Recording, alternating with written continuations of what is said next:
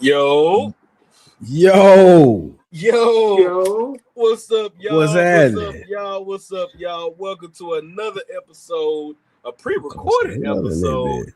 of the Cigar Avengers podcast. I'm your host, Cigar Head Fred, and I'm followed up by my co-host, brother Stick God Travels, brother Justin. What's good with it, bro? That And ain't nothing to it. listen, we got our Cigar Avenger that's always behind the scenes acting a plum ass fool, Mr. Darshawn.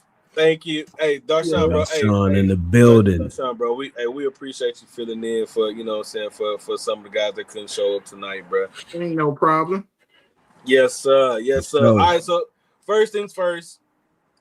Everybody that's in the comments, whatever, all that stuff in the comment section. Drop down what you're smoking, what you're drinking, all that stuff. We want to know. But fellas, what y'all smoking tonight? so I'm starting out with Aladino Cameroon Reserve. Ooh. Okay. Mm-hmm. Okay. I'm starting out with that new Mill DS. That new Mil Diaz, huh? All right. I ain't gonna lie. I'm getting a little fancy tonight. I'm getting a tad bit fancy. Got that Ferriotego Elegancia Yes, sir. 2022. Okay. Yes, sir.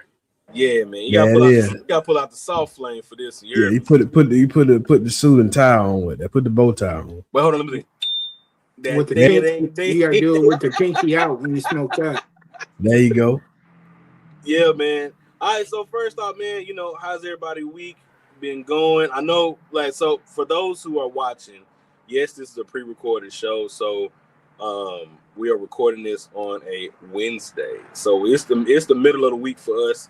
But when you guys see this, of course, you're gonna see this on Saturday, on Valentine's Day. So, but other than that, man, how's everybody's week been going so far? We'll start with Justin first. All right. Man, it's been good. It's been good, man. No complaints at all.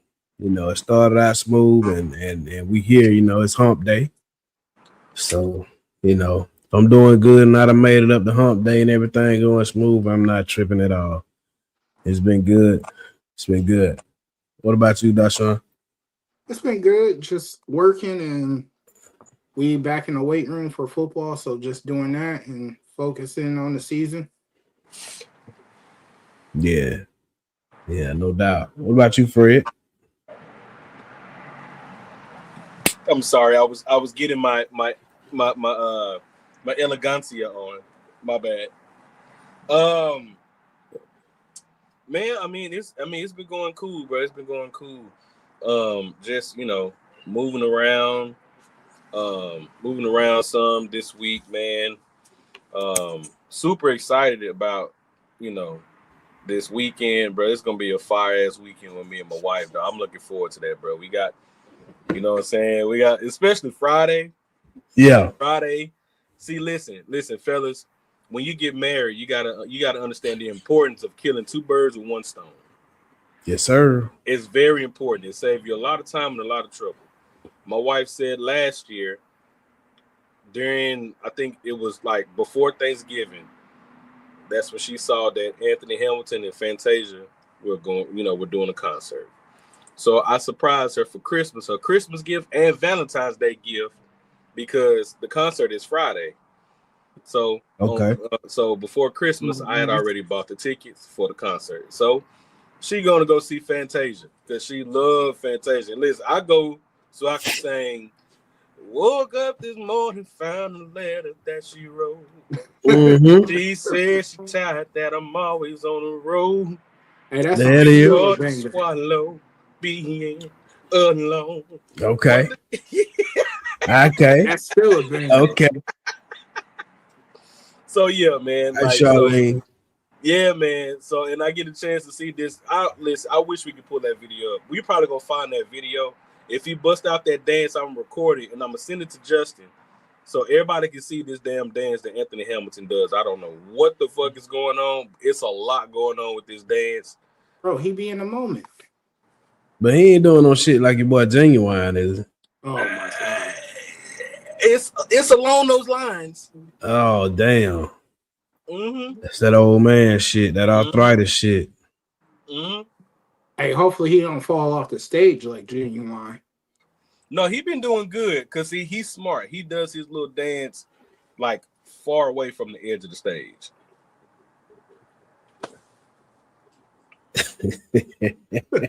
So you know. But other than that though, man, big dance. We chilling. We big chilling, man.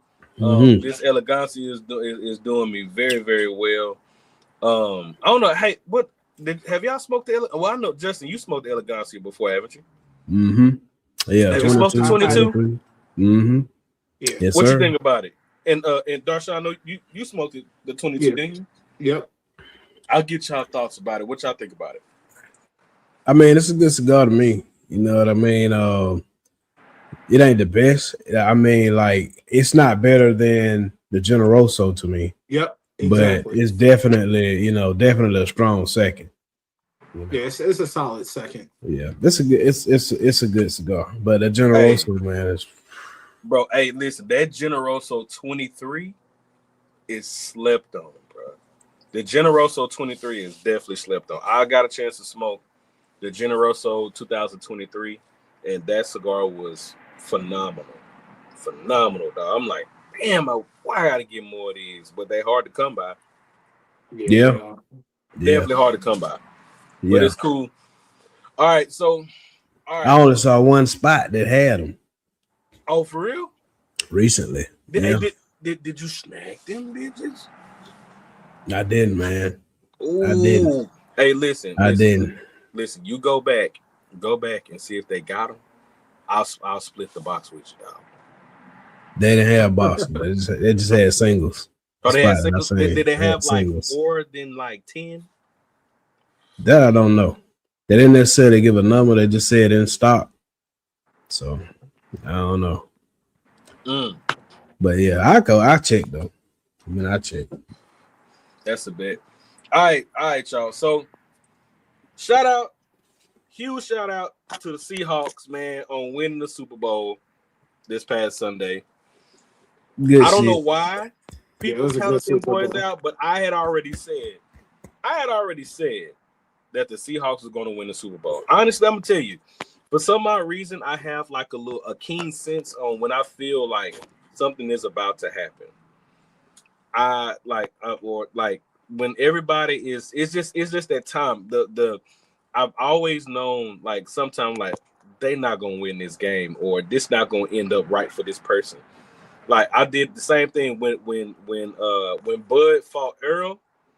I knew Earl wasn't gonna win that fight. I knew he wasn't gonna win that fight, and I just have this little sense, man.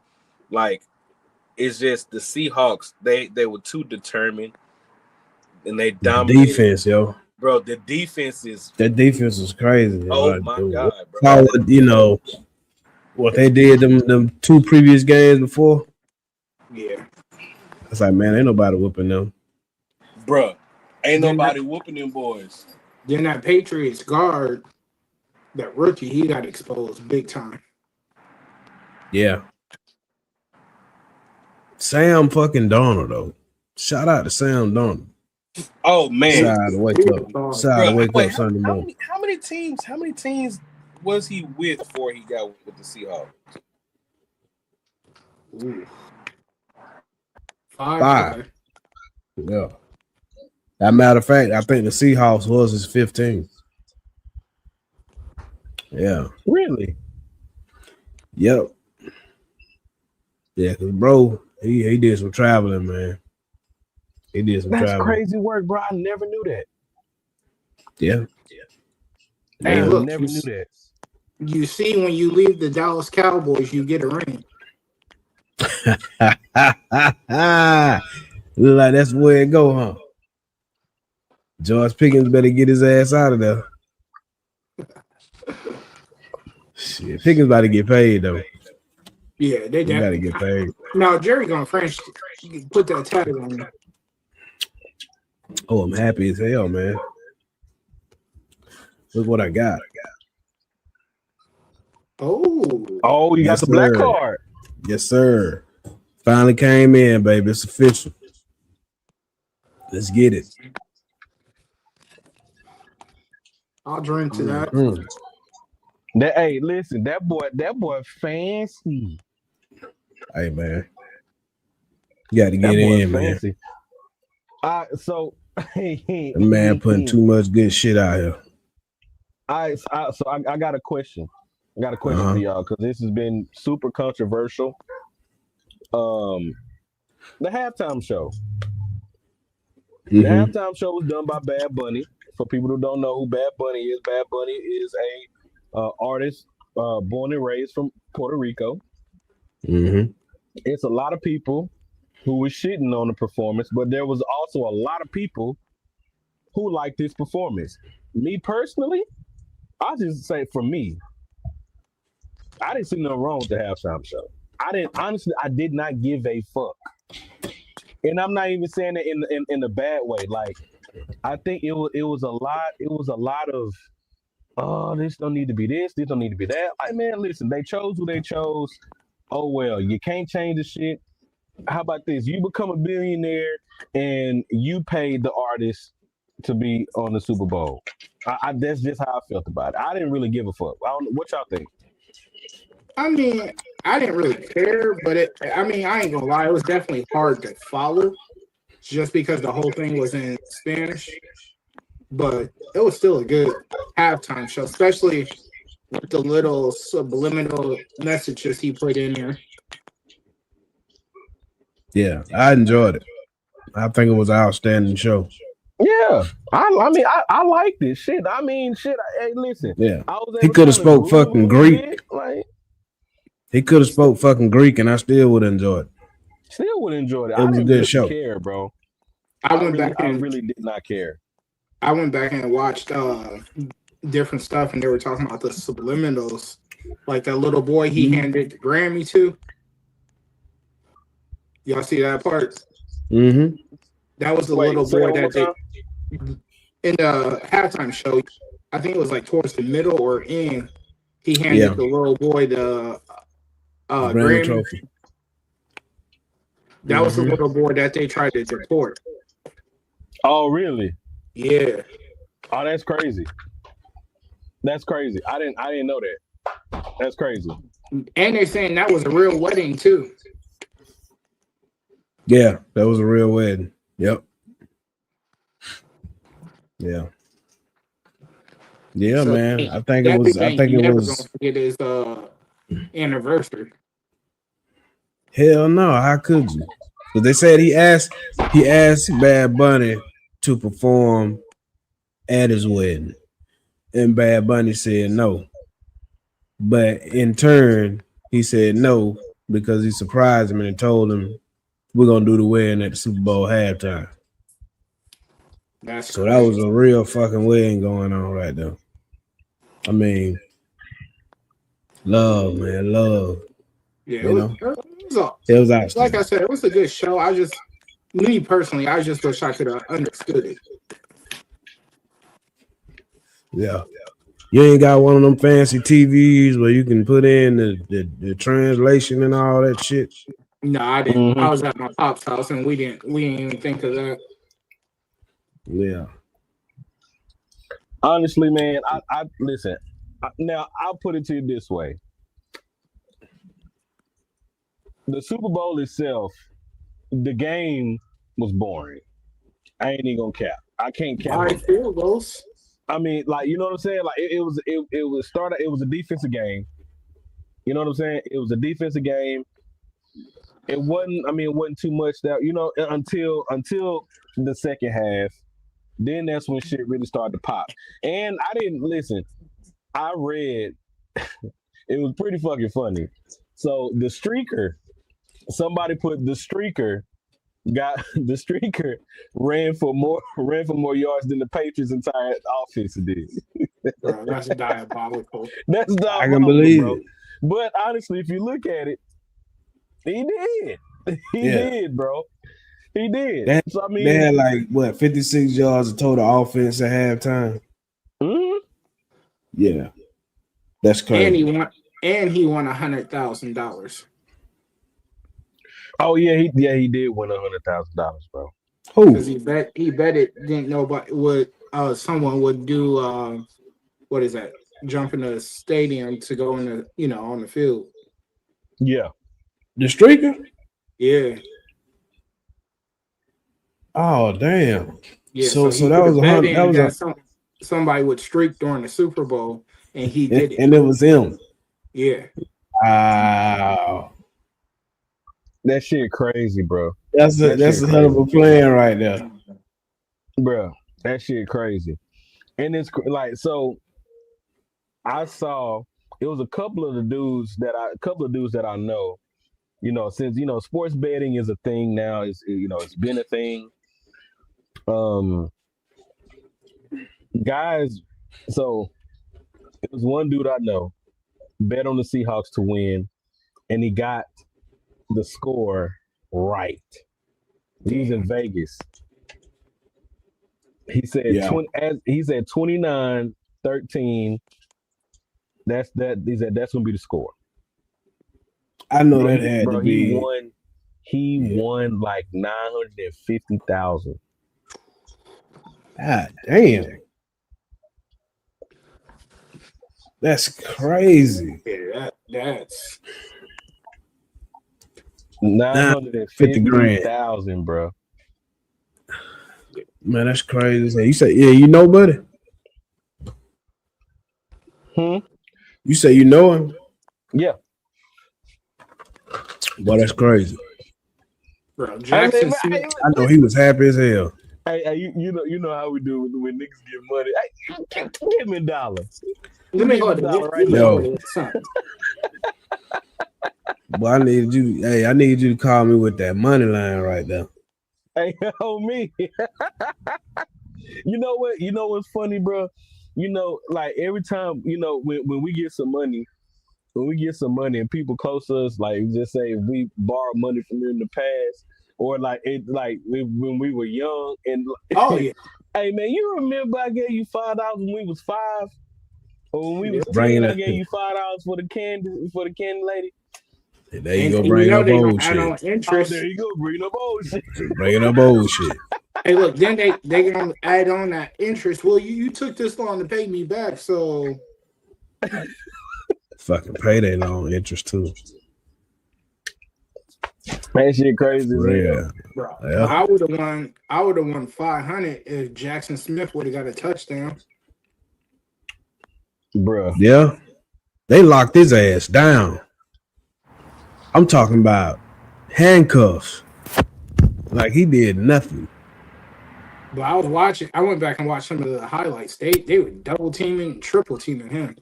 Yeah. They locked his ass down. They really took him out of the play, man. They took him out of the game. And it's crazy because with 56 yards of total offense at halftime, it's 56 or 53. They still were in the game. That's how bad the game was. Like it was only 12-0. So now when you really sit back and look at that, nobody was getting past the 50 really like that. You know. Or getting in the red zone like that. I say. But it was nice to see two new teams. Can y'all hear me? Yeah, we hear you. Can y'all hear me? Yeah. Yeah. Yep. I can't hear y'all. Yeah. Really? Yeah, we can hear you. Damn, this shit fucking with us even while we recording. Damn. Yeah, that's crazy. I hear Dashawn. Fucking StreamYard, boy. I tell you the truth. Yes, I hear you. Perfect. Yeah. Hang tight. Y'all go ahead. I'm gonna come back. All right. But yeah, it was a defensive game all the way through. Mm-hmm. As expected. I mean, 2-3 lost teams. And I don't think now the Patriots went 0-3, right? And then lose another game. Right. Did they lose another? I thought they went 0-3 and then just won out. That's what I thought too. Yeah. Because I thought the Super Bowl was their first loss until since like week 3. Something like But that. They had a yeah, hell of a run. hell yeah, they did. Hell yeah, they did. But I was glad to see them get their ass kicked, man. Go Jets. Fuck the Yeah. Patriots. Now, next year, that Seahawks team is going to be dangerous. Yeah. Yeah. But like he was saying, though, it's good to see somebody different in there, man. That's the main thing. Can you hear us? You can hear us now? Good, good. Yeah. Hey, listen, y'all. Y'all already know it's always something fucking with us while we on this goddamn stream. While we always streaming. Y'all know. Yeah, listen, y'all been rocking with us. Shout out to us, bro. It's been a year. It's been a year. It's been a It's year. been a year. Bro. That's crazy That's to think big. how fast that went. It's been a year, man. 365 of them. Yep. Yeah. That it has been quick. A year. It's been a year. Shout out to everybody that's been rocking with us too, man. Yeah, man. You know through the sound issues that we've been having for the past few months, to you know what I'm saying, to all this other bullshit. Man, we appreciate everybody that's been kicking it with us, man, because it definitely has been a journey, and we got a lot more to come. A lot more to come. So it's definitely bigger and better things coming. Facts. The actual factuals right there, bro. The actual facts. Yeah. So what I want to ask y'all is, we talked about it before and talk about, this whole thing with Sexy Red making the song over Michael Jackson's classic song, Beat It. If you have not heard it, I wouldn't encourage you to go find it. I wouldn't. That's just me. I wouldn't encourage it, but if you so happen to do so, just prepare yourself, because I don't even know what to say. I want to know from y'all, what do y'all think about, a lot of these a lot of these new age rappers doing this shit, doing this shit now. Just go ahead and come back in, Darshawn. It's cool. I mean, it's like with anything else. I mean, originality is out the door. Everybody's having to, sample, remake. Is not much authenticity out there.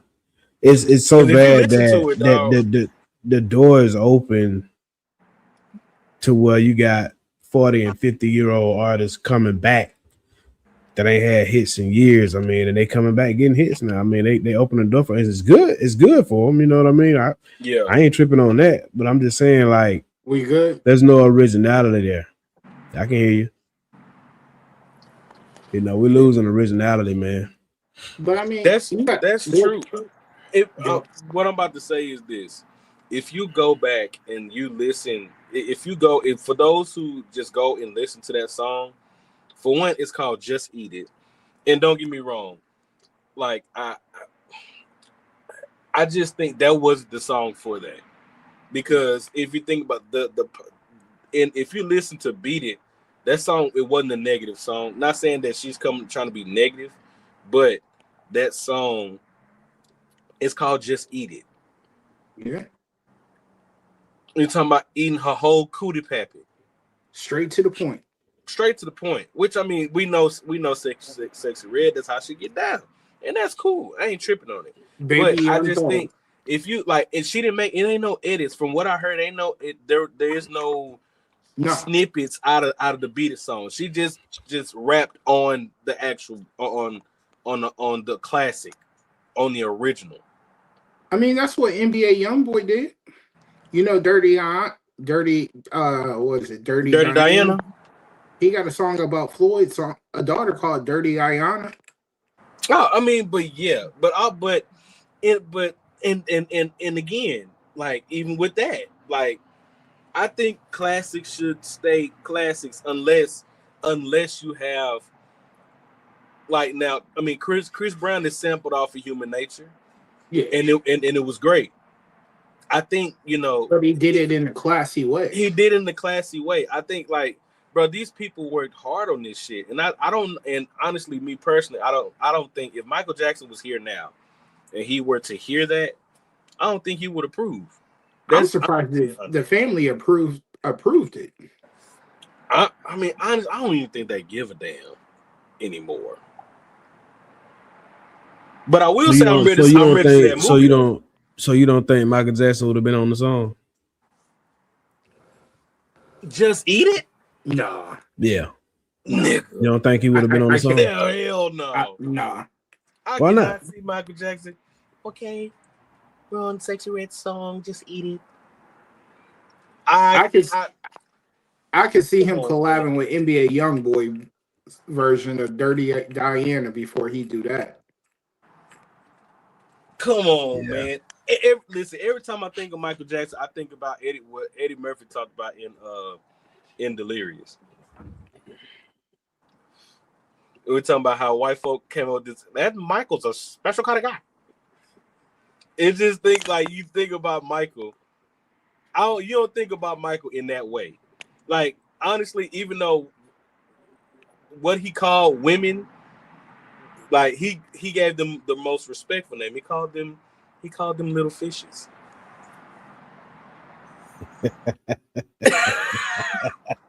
He called them little fishes. And like, and it's crazy. It's crazy because listening to Chris Tucker, was that Chris Tucker?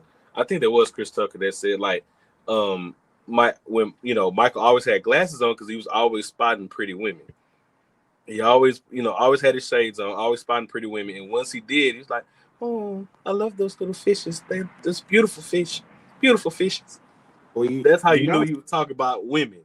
You know, they say. Yeah, I don't know. I felt like he would have been on the remix. I feel like he would have been on that song.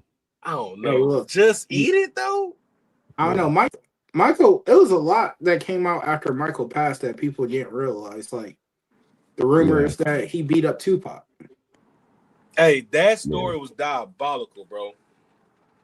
But the people that put it out would know. So I mean, I just feel like it's some shit that he would have liked to have done. You know what I mean? I just wonder what that would be like, though, bro. Because Michael wasn't. Now, I mean, he came out with songs, but it was like a lot of people don't, you know. It's one of my favorite songs by Michael. It's like, it's this magic in your eyes and in my heart. My bad. I'm not trying to pull an N.O. and sing. Yeah, hey man, do what you do, man. Hey, this is a judgment-free zone. Hey, it's a safe zone, man. But I mean, you know, he made songs about he you know, as he got a little older, he did make songs about, you know, making love and shit like that. But it was still conservative, Michael. Was still Mike had a wild side, man. Yeah, I know he did. You ever see the? I think he would have been on the remix, man. He would have been on that sound. You ever see the interview with DJ Quick, where he was saying how like every time you see Michael, he had a whole bunch of Crips with him? No. What? Yeah, DJ Quick said like he was neighborhood. Yeah, a lot of people say he was a Crip. Neighborhood Mike. He only hung around Crips and everything. I mean, he is from Indiana. Indiana is DJ. I've seen some stuff about Indiana, bro. It's crazy. DJ Quick said every time you seen Michael, he was wearing a bunch of Crips, and he had a deep voice.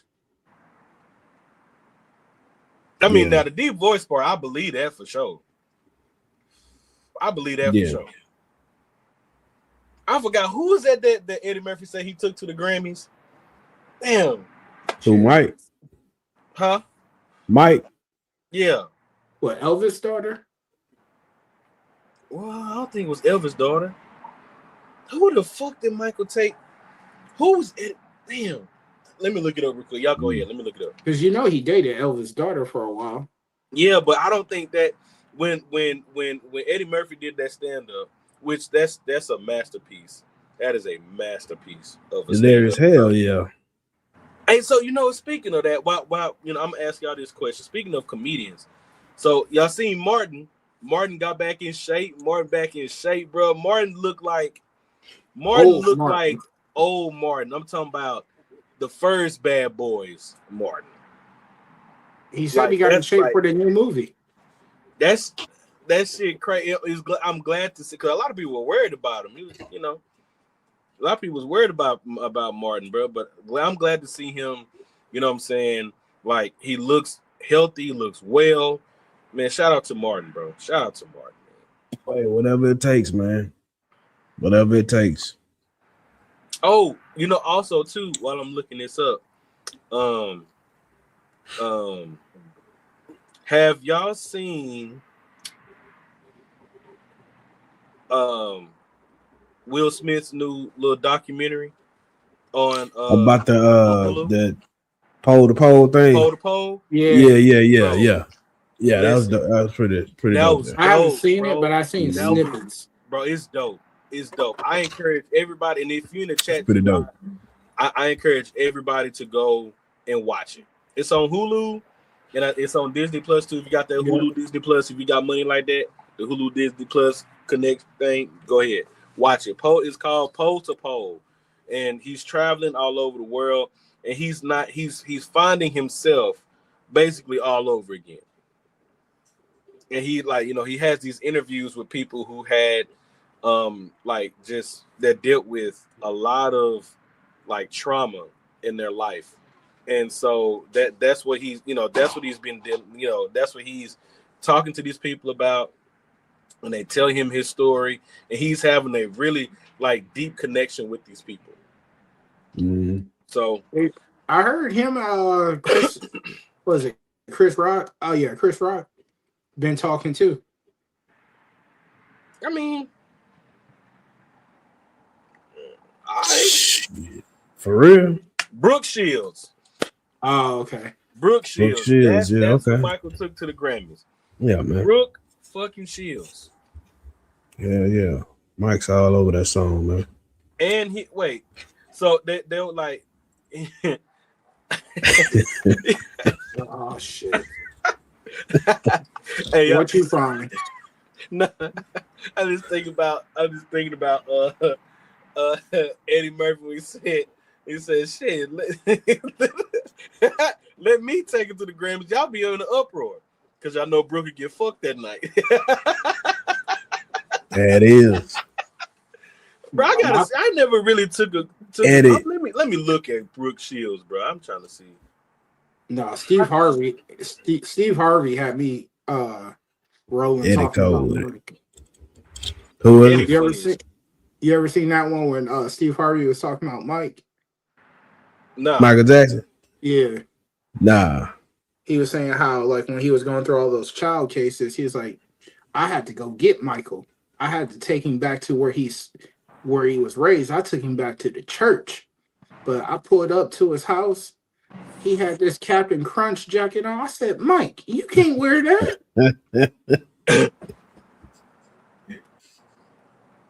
Yo.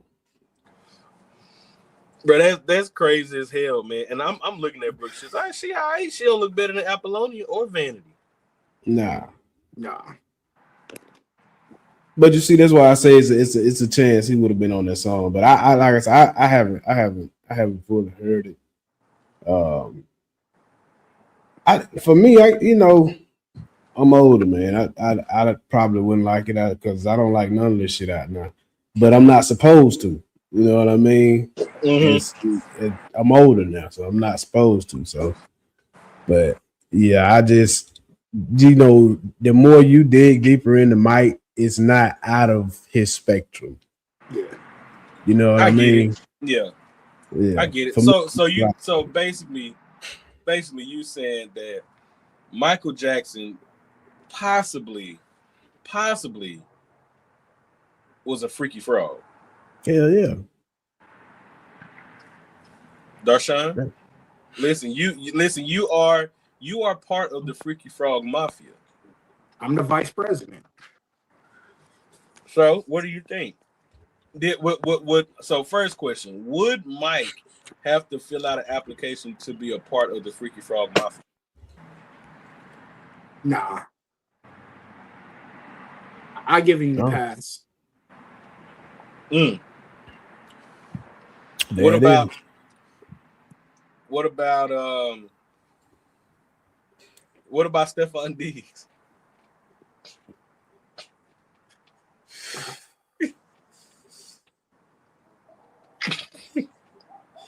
I'm gonna have to say yes.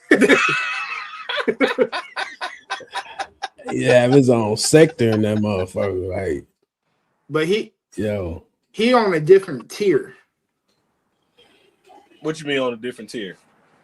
You know how like you have a sister company of the main company? Mm-hmm. He part of the sister company. He got his own little wing. yeah, little sector in there. Yes, sir. So he get his own section. Yeah. That's crazy. Okay, so sorry, let's go to football real quick because I got a question to ask y'all. Shout out to Coach JB and Smitty. I watched their show, and so let's talk about what the big conversation is. They played a clip today about Randy Moss talking about who should be voting on these guys getting into the Hall of Fame. And they were saying that Randy Moss said that if you did not play the game, you shouldn't have a say. I agree. Who gets in? So I want to know what you guys' thoughts are, because Bill Belichick, in my opinion, Bill Belichick is amongst the greats. He should have got into the Hall of Fame. He should have. It's just one of those. Huh? I'm iffy on that. You iffy?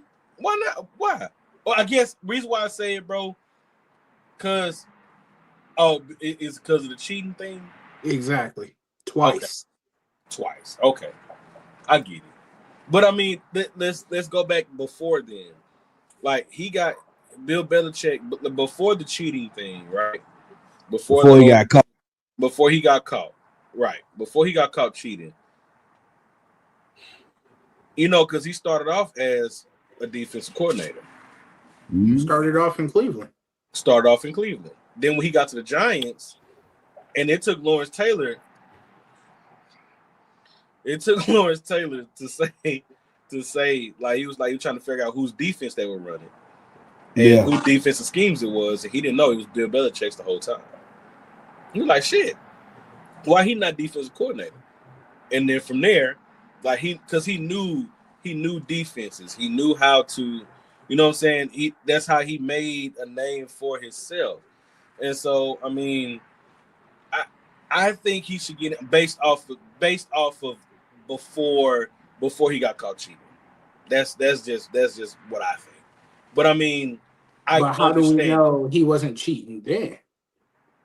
And just that's what I'm saying. Caught.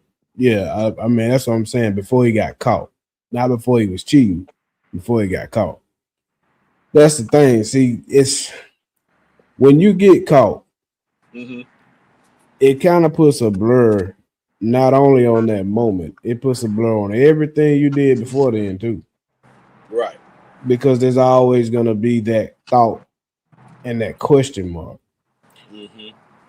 Now, damn, you know who I just thought about when you just said that? Oh. You know. So let me ask you. Who?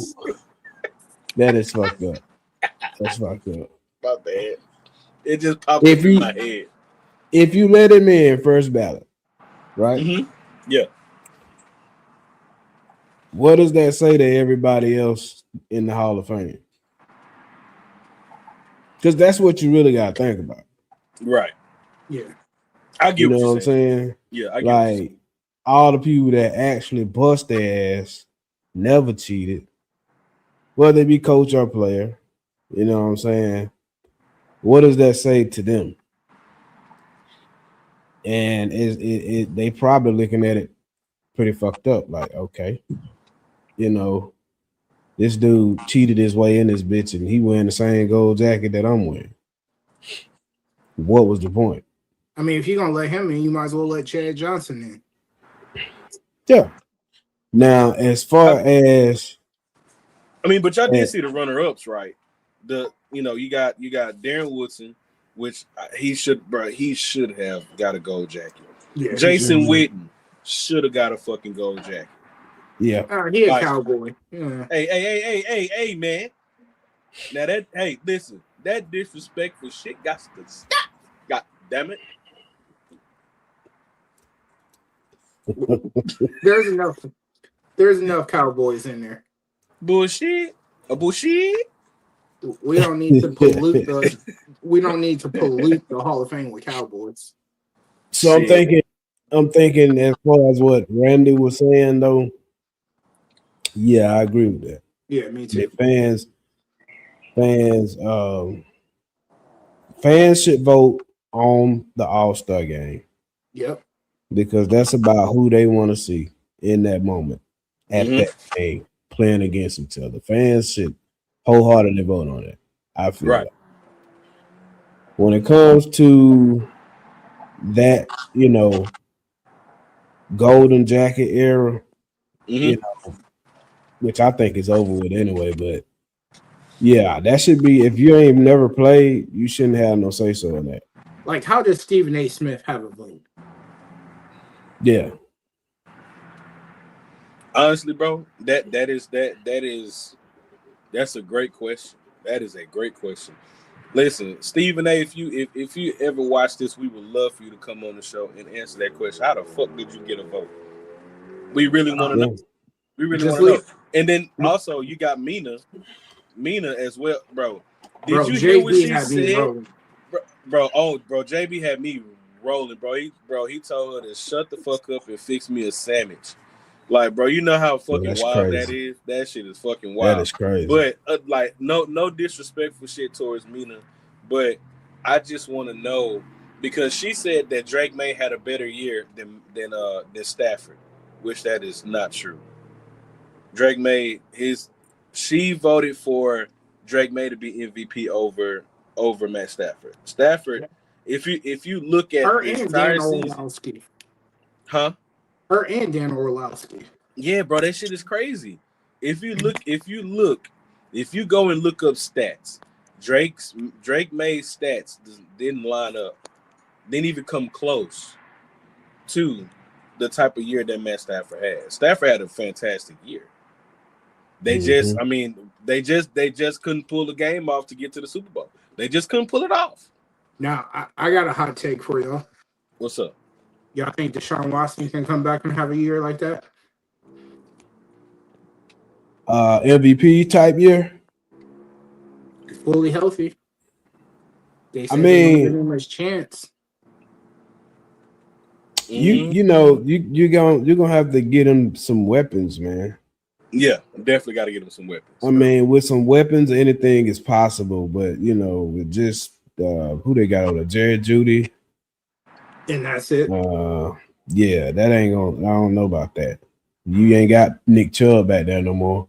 Mm-hmm. They got a solid replacement for him, though. Yeah, but they ain't got him. Quishon is actually, to me, he's a younger Nick Chubb.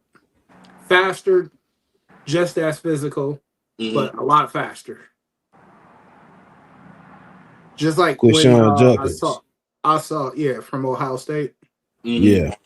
That's the only reason you saying that shit right now.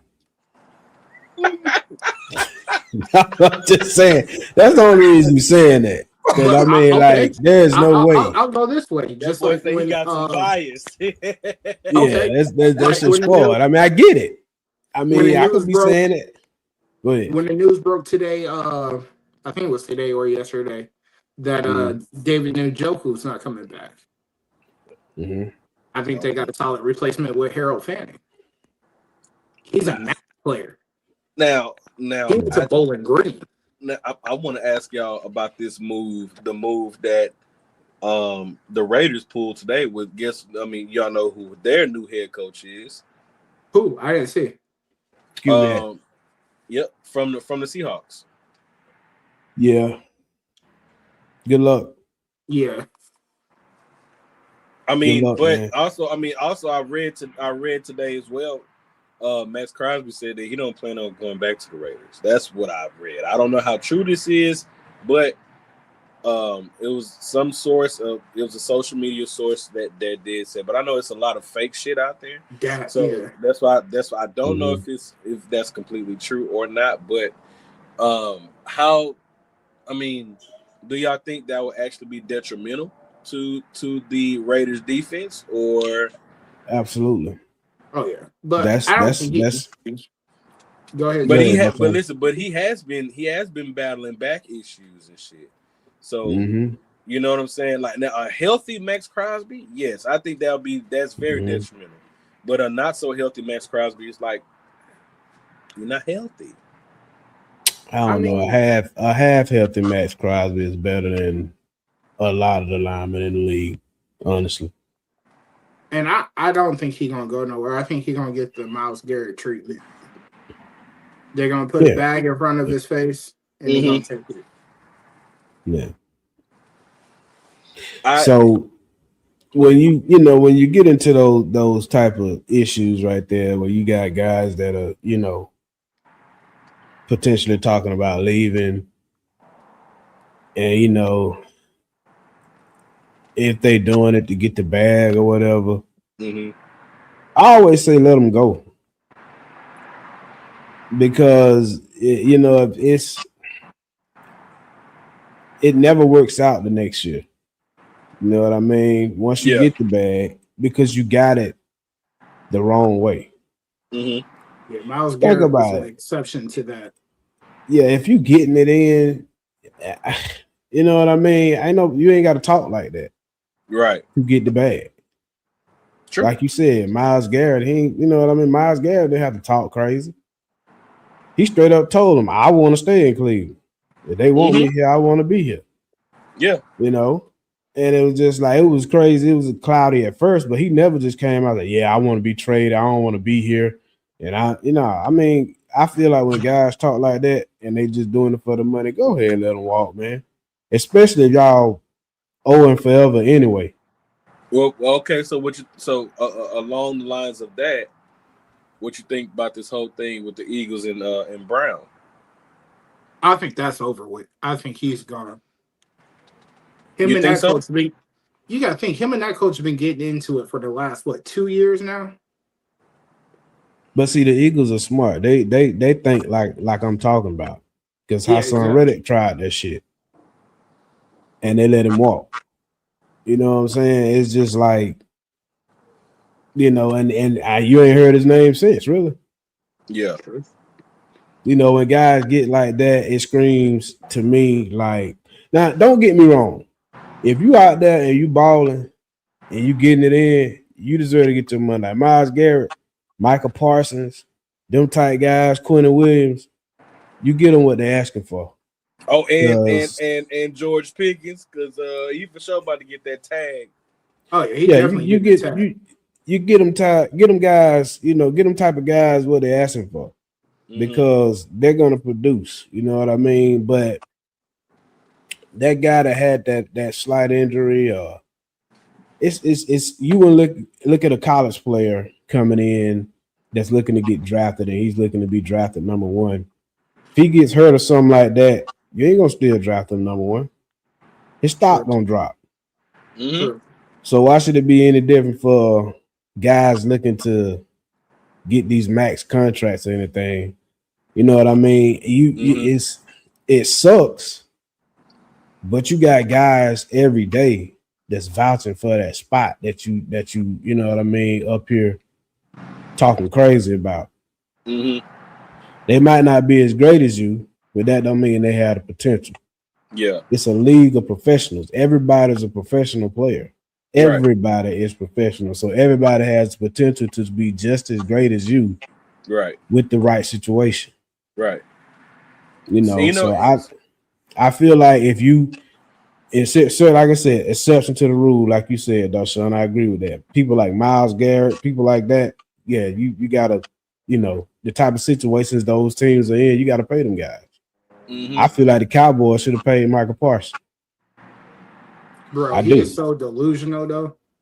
But But he was I so also good. get why Jerry did what Jerry did Mm-hmm. because of the fact that, you know what I'm saying? Like, I think he knew what the sacrifice was going to be by getting rid of Michael. He knew exactly. I mean, bro, you're looking at somebody who traded fucking Herschel Walker. Yeah. Like, you get what I'm saying? You're Mm-hmm. looking at, like, this is the same man who got rid of Herschel Walker and sent him over to the Vikings. Like, you think by now, that shit about to change? Especially when he said it, even in the documentary, he said he's trying to win another Super Bowl before he pass on. Don't know when that shit gonna happen. We all know that he is a vampire. We all know that. We all know that he has that fountain of youth of blood in his house somewhere. But I mean, he ain't ever gonna see a Super Bowl. Hey man. It's like, as a Cowboys fan, I have that little hope in my head, bro.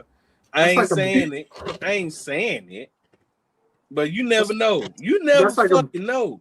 That's like a Browns fan saying they're gonna go to a Super Bowl. I mean, it could happen. They got Shador. It could happen. Anything can happen. Especially now. Look at this. It could happen on Madden. Look at this year. Who was expecting the Seahawks and who was expecting the Seahawks and the Patriots to do what they did this past season? True. Mm-hmm. I mean, with the way, like I was speaking about the NIL and all that shit is changing the face of the game. You're gonna see a lot of teams in there that, haven't been in, may not have a Super Bowl, haven't been in a long time. So it's possible. It's very possible now. I think that's what's going to bring the NFL back, because a lot of people are saying that the NFL is slowly dying because of the fact that you see the same, you were seeing the same teams in the Super Bowl every fucking year, and people were getting pissed off about it. People were like, man, I'm not watching that shit. Fuck no. Yeah. And so I ain't gonna lie to you. I'm looking at the NFL a totally different way now. And Andre, listen, if you watching this, it's all your fault. Ever since you said that shit about the meat show, that shit just really, really, like, the slave boxing, bruh. That shit has bothered me, dog. I'm like, what the fuck? Bro, that shit blew me away, dog. It's crazy. And for those who have not watched that show, we had Andre Smith, NFL linebacker. He was on with us. He was on with us last week. It was a fantastic show. If you missed that show, make sure y'all go and watch it, because that was a great show. That was a great show with him, bro. So really, go ahead. Go ahead. No, I was saying, go ahead. Go ahead, because I'm about to ask a question. So go ahead and finish your statement first. I'm about to ask a question. Man, he really opened up, our eyes to a lot of shit that we didn't know about. He absolutely did. He really did. Yeah. So, but yeah, that's shout all out to that brother. Go ahead. Yeah, man. I was just gonna ask, how do y'all feel about 9 international games next year? Half of the season being played overseas. It's an agenda. Of course, yeah. I agree. It's definitely an agenda. Look, I mean, because I ain't gonna lie to you. Who would have thought the Cowboys would ever play a game in fucking Rio? Yeah. The NFL, their agenda, and I also think that also plays a huge part in Bad Bunny doing the Super Bowl this year. Yeah. The NFL, they're trying to hit the global market. Yeah. They're trying to be global.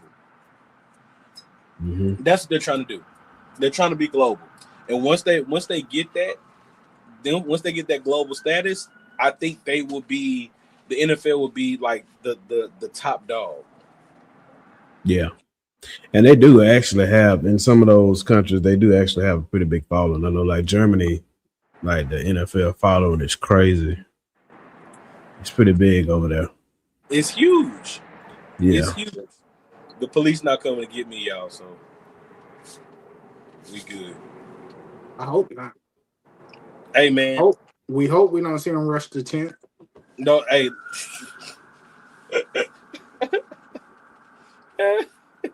Go Ted.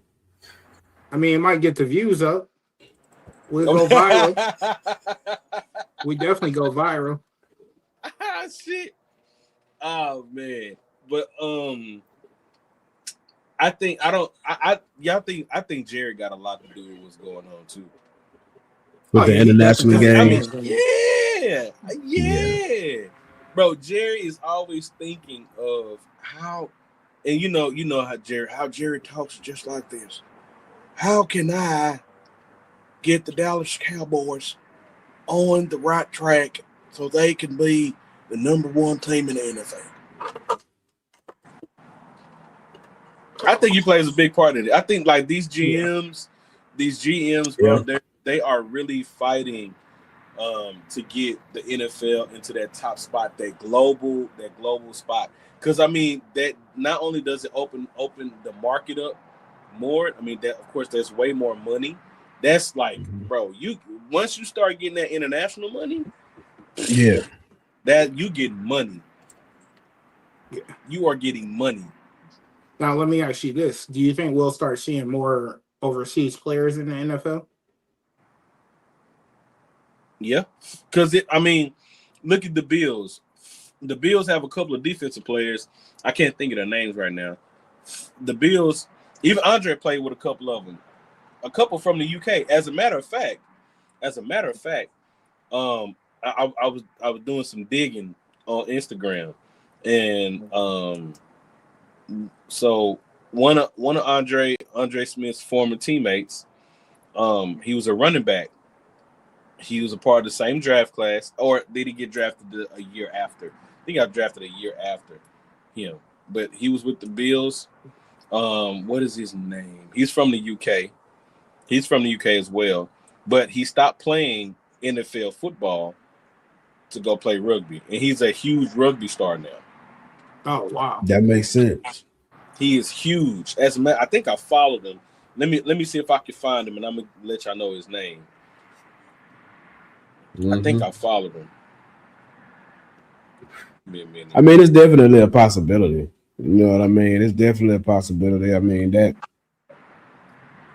that's going to increase the chances of that because, you know, I mean, if you got a market there, of course, you know, those people are going to want to see some of their hometown favorites too, and they're possibly, you know, home team favorites, just like basketball. You know what I mean? Mm-hmm. So if the skill level is there, that's the question. You know what I mean? It can't, you know. We have a SEC, we have a ACC, a Big Ten. Mm-hmm. You know, those type of pools to pull from. But I'm not. What do they have there? You know what I mean? Like, what would you be pulling from? Are you getting rugby players, or are you getting? You know what I mean? Like, yeah. I know they have colleges, but you know what kind of programs do they have there to support? I think that's what talent. they're secretly building on the low, and don't nobody know. You know what I'm saying? Like, because there's all they. If they're going, I think they've been trying to go global for some years now. So I wouldn't put it past them to already think about what needs to be set up and what they need to set up over there for, you know what I'm saying? I think that's already been in the works. You get what I'm saying? Mm-hmm. And I found him. His name is Christian Wade. Wade. He's from London. And who does he play for now? Let me look it up real quick. I think he plays for Newcastle. The rugby. Mm-hmm. The rugby guy. Okay. Yep. He plays for Newcastle. So yeah, I mean, because the only thing that I'm not saying that other positions don't exist, but the positions that I remember, you know, people being from other countries and stuff is mostly like kickers, placeholders. You know what I mean? I've seen a lot of kickers from other countries and things like that. I don't know too many, guys on the physical side. Like I said, I'm not saying they don't exist. I just don't know Yeah. that have been like standouts to where they came in and like showed their ass or something like that. Yeah. Now I know it's another one. He's from the UK, and he was with the Bills. The last team he was with was the what was the last team he was with? I'm trying to think. I think it was the Panthers, actually. No, he started with the Panthers. I think the last team he played for was Atlanta, I think. Or I could be wrong. I can't remember. But You said his he was a name is running back? no. That was Christian. Christian was running back. This Okay. guy, he played defense. His name is Okay. F.A. Ba I ain't trying to butcher that man last name. Baduk. But I think it's But what was his path to the NFL? Like now that I where don't did know. he come I from? don't know his story. I just know from he's from the UK, and so I don't see I don't know if he played soccer or because he played. So I'm gonna show you a picture of him. Oh, he I'm gonna say played with the Ravens. He played with Washington. He played with Carolina. I'm gonna show you a picture of him. Hold on. I'll tell you another sleeper team next year. He was people number 97, but he played with Washington back in 2024. And let me. I was gonna say another team people should watch out for next year is Denver. Yeah. Oh my bad. No, Denver's gonna be good. that's They're gonna be David good. Ojabu. Who? Yeah, David Ojabu played with. That's another player from the UK that played for the Ravens, and this is FA. FA is right there, Okay. and that's David. So these guys, they from the UK, and honestly, bro, if you think about it, it's like it's more of the UK players being sprinkled in, being sprinkled in the NFL. Like, I mean, Mm-hmm. I wouldn't be surprised. Like, I really wouldn't be surprised because I mean, just think about it. Let's talk about soccer. Soccer's on the global stage and has been since forever. A lot of people think, like, oh man, soccer, they don't make no money. Bullshit. Yeah, right. Yeah. Soccer. Yeah. People Soccer that money say that is soccer crazy. not making no money. Those are people that you really you living under a rock if you think that they not making money, bro. Yeah, that soccer money is different type Yeah. of money. Soccer, man, listen. Soccer and baseball. Yeah, soccer and baseball money is crazy. Crazy. And the fact that Yeah. I'm loving what I'm seeing now too. I'm seeing young kids in Nigeria playing the game of baseball, and they're playing with what they have. And they man, listen, those kids are good. I will put that team, the team that they have, I'll put those kids up against anybody. Those kids are determined, and they listen. When I'm talking about, every single one of them has a nice swing. What I'm talking about is you can tell that they have been taught the proper way on how to hit a baseball, how to throw a baseball. And these kids, they putting in the work, and they don't have no protective gear to do it. You get what I'm saying? They out there catching fly balls with bare hands. Pause. They out there, we talking about the kids, so let me, but they're taking ground balls with their bare hands, which we had to do that, in learning how to, as far as transition wise, when you get a ground ball, you have to learn the transition because everything has to come here. You have to be smooth with it. You have to learn the mechanics, and they and how they're looking. It look great, bro. It look great. That's good. And so, I mean, I think it's one of those things, man. I think that the NFL they are putting stuff in place to where, to when they get ready to make that move to the global stage, which is coming. It's coming. We don't know when, but it's definitely coming. When they make that move to the global stage, I think they're going to be well prepared. Mm-hmm. Yeah, I heard saying something about they was trying to move Jacksonville to London. Yeah. That shit is crazy. Mm-hmm. That shit is crazy, bro. That would suck too, because they're just not getting good. Jerry is not. I repeat, Jerry is Oh, not. never. He's not taking Dallas Cowboys nowhere. No, he could never. That team could not. Nah. Dallas Cowboys, they're one of those teams who got like they're too grounded in the game now. Yeah, they'll try to do all kind of shit. You know what I mean? All kind of lawsuits and shit up at Jerry Jones and try to move that. Even if he try to leave Dallas, let alone go to another country. Yeah. Man, them people are have a damn fit. Y'all, friend, y'all have a damn fit. Y'all have a damn fit each other. Can you imagine that though? Can you imagine that though? That would be them moving to another city. Yep, listen, you gonna see Joel and Billy Bob over there. Hey, listen here, we can't allow this shit to happen there, right? Yeah, we're gonna boycott Jerry Jones. We're gonna boycott him. We're gonna go up there to the Star, and we're gonna let him know. We're gonna give him a piece of our minds. That's what we're gonna do. And I'm gonna write a letter. Yeah. Man, there's two teams that I could never see moving from where they are, and that's Dallas and Green Bay. Like them two teams, they'll never.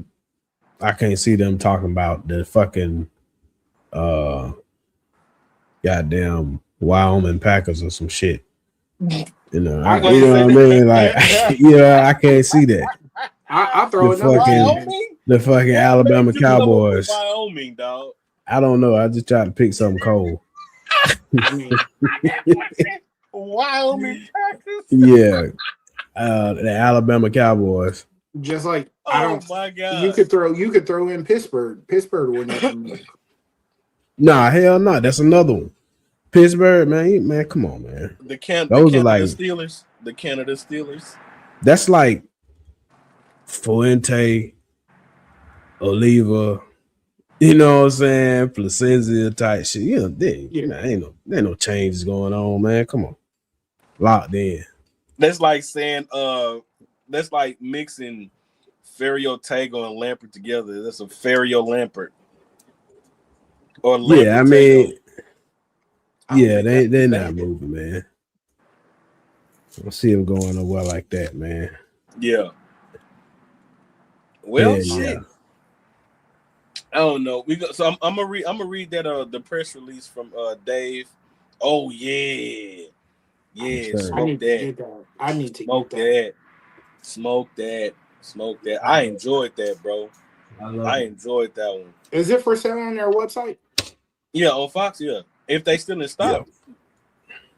Yeah, I need to. Yeah, they're pretty easy to find. Yeah. I'm gonna read that. I'm gonna read the press release from Dave in just a minute, but I want to so I brought this up to Darshawn earlier. So I saw it was a video, a little snippet of Russell Wilson and Sierra. They went on this show. It was like a it was like a little game show podcast, whatever. And shout out to them. I don't know what the name of it was, but I think it's called Hot Ones. Was it Hot Ones? I think so. It can't be because I ain't see what's your face on there. He would have been on there with him. Okay, it was just her with the card. She was asking him the question. So Sierra asked him a question. She even like afterwards she kind of fanned herself with the card. She's like, that's a hot ass question. And so the question was, which ring was more important to you, your wedding ring or your Super Bowl ring? And Russell said, y'all fucked up for this. And because they had wings in front of him. So he ate the wing instead of answering the question. And so now he's getting a lot of backlash for like, man, that's an easy answer. That should be your wedding ring. But Tony Baker brought up a great way of putting it. And shout out to Tony Baker. He said, man, a Super Bowl ring is way harder to come by than a wedding ring is. Is that like you got to separate it, because in my mind I'm thinking like we all know like Russell is head over heels on Sierra. You know that, right? They happily married, they enjoy each other. And I think a lot of people like if automatically they think that, oh, there's trouble in the water if you don't say that, well, the wedding ring is more important than the Super Bowl ring. Because I mean, like the Super Bowl ring is what paid for the goddamn wedding ring. True. If you put it that way, I mean, this is job. This is his job. This is what he does. This is what he loves to do. And I know he put a lot of blood, sweat, and tears into. Not saying he don't do the same for his marriage, but I understand. I understand where he's coming. I understand from both sides, because as you know, as us being married men, we know like this ring is that shit is important. It's important. Yeah. Darshan, you'll get yours soon. But I just want to know what I'll eventually get one. Eventually. Yeah. I don't. I think. I don't know. I think Tony was a little bit out of context on that. I don't agree with that. I think the wedding ring is way harder to come by than the Super Bowl ring. Yeah. Why? So why you say that, my dog? Go ahead, please elaborate, brother. Hey man, a good woman is hard to find, and he who findeth, come on the now, wifeth, you know what I'm saying? The good thing. A good thing. So now, the Super Bowl thing, right? Mm-hmm. It's kind of like when you look at, it's kind of like, I don't know if y'all saw the interview. I'm gonna merge this in with this. It's kind of like the interview that Bud did on the Pivot. Okay. When they was talking about the Super Bowl being more important than a boxing match. Mm-hmm. And he was like, hell no, ain't no way. Was it good? It was good. I didn't watch the whole thing, but I saw that. Okay. I saw this snippet.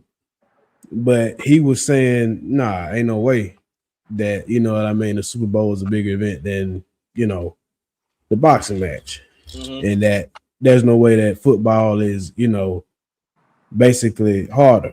Now, the reason I say that is because there are so many factors that go into winning a Super Bowl that don't have anything to do with you. Right. You could be one of the things that he said. Well, you could be on the Super Bowl team and you ain't do shit and get a ring. True. That is true. You know what I'm saying? Mm-hmm. But in a boxing match, you can I ain't no substitute. You know what I mean? I can't go to the bench. Ain't no timeout. You know what I mean? It's the same thing with picking a wife or picking a husband. That's all you. Ain't nobody else involved in that. Right. They might bring you to that person or introduce you to that person. But when it comes to the nitty-gritty and getting down to it, you got to make the decisions. All the decisions. Right. Ain't no coach. Ain't no GM. Ain't no lineman coach. You know what I mean? So it's harder. You know what I mean? And the wedding ring is way more important. And of course, and that's your woman. That's your center of the universe right there. That's your nucleus. Right. So, but yeah, that's to me, that's a no-brainer. Right. That Super Bowl ring, you got, and plus, you know what you're coming up against every year. It's them same 32 teams. Mm-hmm. It's millions and billions of women in the world. That's true. But you only get one. You only get one. Unless you're Neo. Unless you're Neo. So now that's yeah. You would. So that's out of all these women that you know you have to choose from, you only get one, and that one gets that one ring. Mm-hmm. So yeah, I mean, yeah, definitely the wedding ring is more important all day. It's more significant. Right. And I understand it from where he was coming from, and he was coming from, and not saying he wasn't coming from a bad place. No, I know you know. We're saying, you know what I'm saying? It's just I don't think, and I think you, it's a lot of people. It was a lot of people that chimed in on it that was saying, well, this is his job, his Super Bowl, blah blah blah, and a lot of people that were saying it were not married. Yeah. A lot of people saying they were coming from the unmarried standpoint, not looking at it from the married standpoint of it. So now that you got that, now I don't want to cut you off. Mm-hmm. You got a married man standpoint. Now let's hear from Darshawn. Oh yeah, go ahead, Darshawn. Get a single man standpoint. The Freaky Frog standpoint. I mean, for me, I'm gonna say the wedding ring is more important. Because I'm gonna put it this way. I already got 2 Super Bowl rings. So, which that don't mean nothing to me. Mm-hmm. I already have a wedding ring. A wedding ring shows stability. So, yeah, because I mean, I got 2 Super Bowl rings. Mm-hmm. So, I would say the wedding ring is harder to come by. Absolutely. I get it. I mean, because you got to think about it, man. When you're choosing, because the wife. I hear you. Yes, sir. Yes, sir. Yes, sir. If you think about it, we choose the wife. Exactly. You know what I'm saying? We choose to put that ring on a marriage. Don't happen unless we ask the question. Right. We have to. We take those initial steps to. Oh, you know what? We have to choose that woman. We have to go through that process of choosing the woman, and that's why I always say choose wisely, because you know what I'm saying. Like you just so happen, you know what I'm saying, you get traded to a team that so happened to be good that year. Y'all win a Super Bowl. That's easy pickings. Yeah. Yeah. But a wife, when you get married, you can't just trade in. Well, and nowadays it's a little different. But I'm talking if you're really in it, you know what I'm saying. You can't just trade her and pick another player. You know what No, y'all get what that's I'm what I'm saying. You can't when you get mad with her, you can't sub her out. You can't sub yourself out. Unless you Neo, then that's we're not gonna add Neo into this. He don't count. I'll put it this way. Wow. So wait, does he count? My bad, Darshan. Wait, does Neo count in this? The man got 4. But he only married to one of them. Is he? I thought he was married to all of them. How's he going to do that in the United States? That's polygamy. Who said he did in the United States though? True. I mean, it's state recognized. Maybe he did it in different states. Mm-hmm. I think he probably did it in different states. Yeah. I don't know, but if I'm not sure, but I just, definitely that's a one-on-one sport, so to speak. You know what I mean? Marriage and picking a wife and picking a husband. So that means a lot more. That should mean a lot more. And it's a decision that you made. All the training that you did for that, all the hurt that you went through, all the pain that you went through, all the good times, all the great times. You went through all that. Wasn't no coaching on that. So it's a no-brainer for me. It's definitely the wedding ring. I'll put it this way from the single perspective. I was once engaged. Unfortunate things happen, and I've been searching for that ever since, and still haven't found it.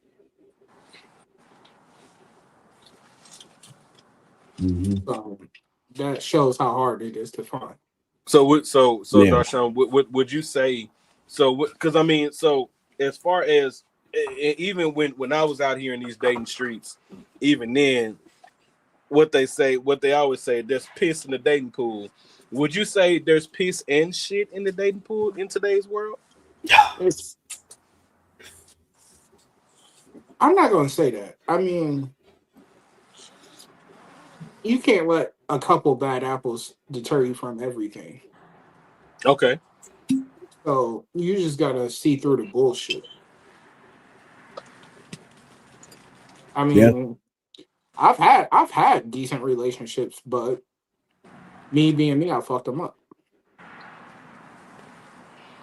yeah. You So know yeah, it that take a real man to admit that, because you know a lot of motherfuckers do not want to admit, especially now in these days and these times. People have for someone for like it's like people now look at accountability and like I don't want no part of that. Don't add me in none of yeah, that. yeah. For real. I mean, people. It's a lot of like unaccountability in the fucking world now. Mm-hmm. You know, but that's how that's even really a question, And that's which is how I more became a important. fraud.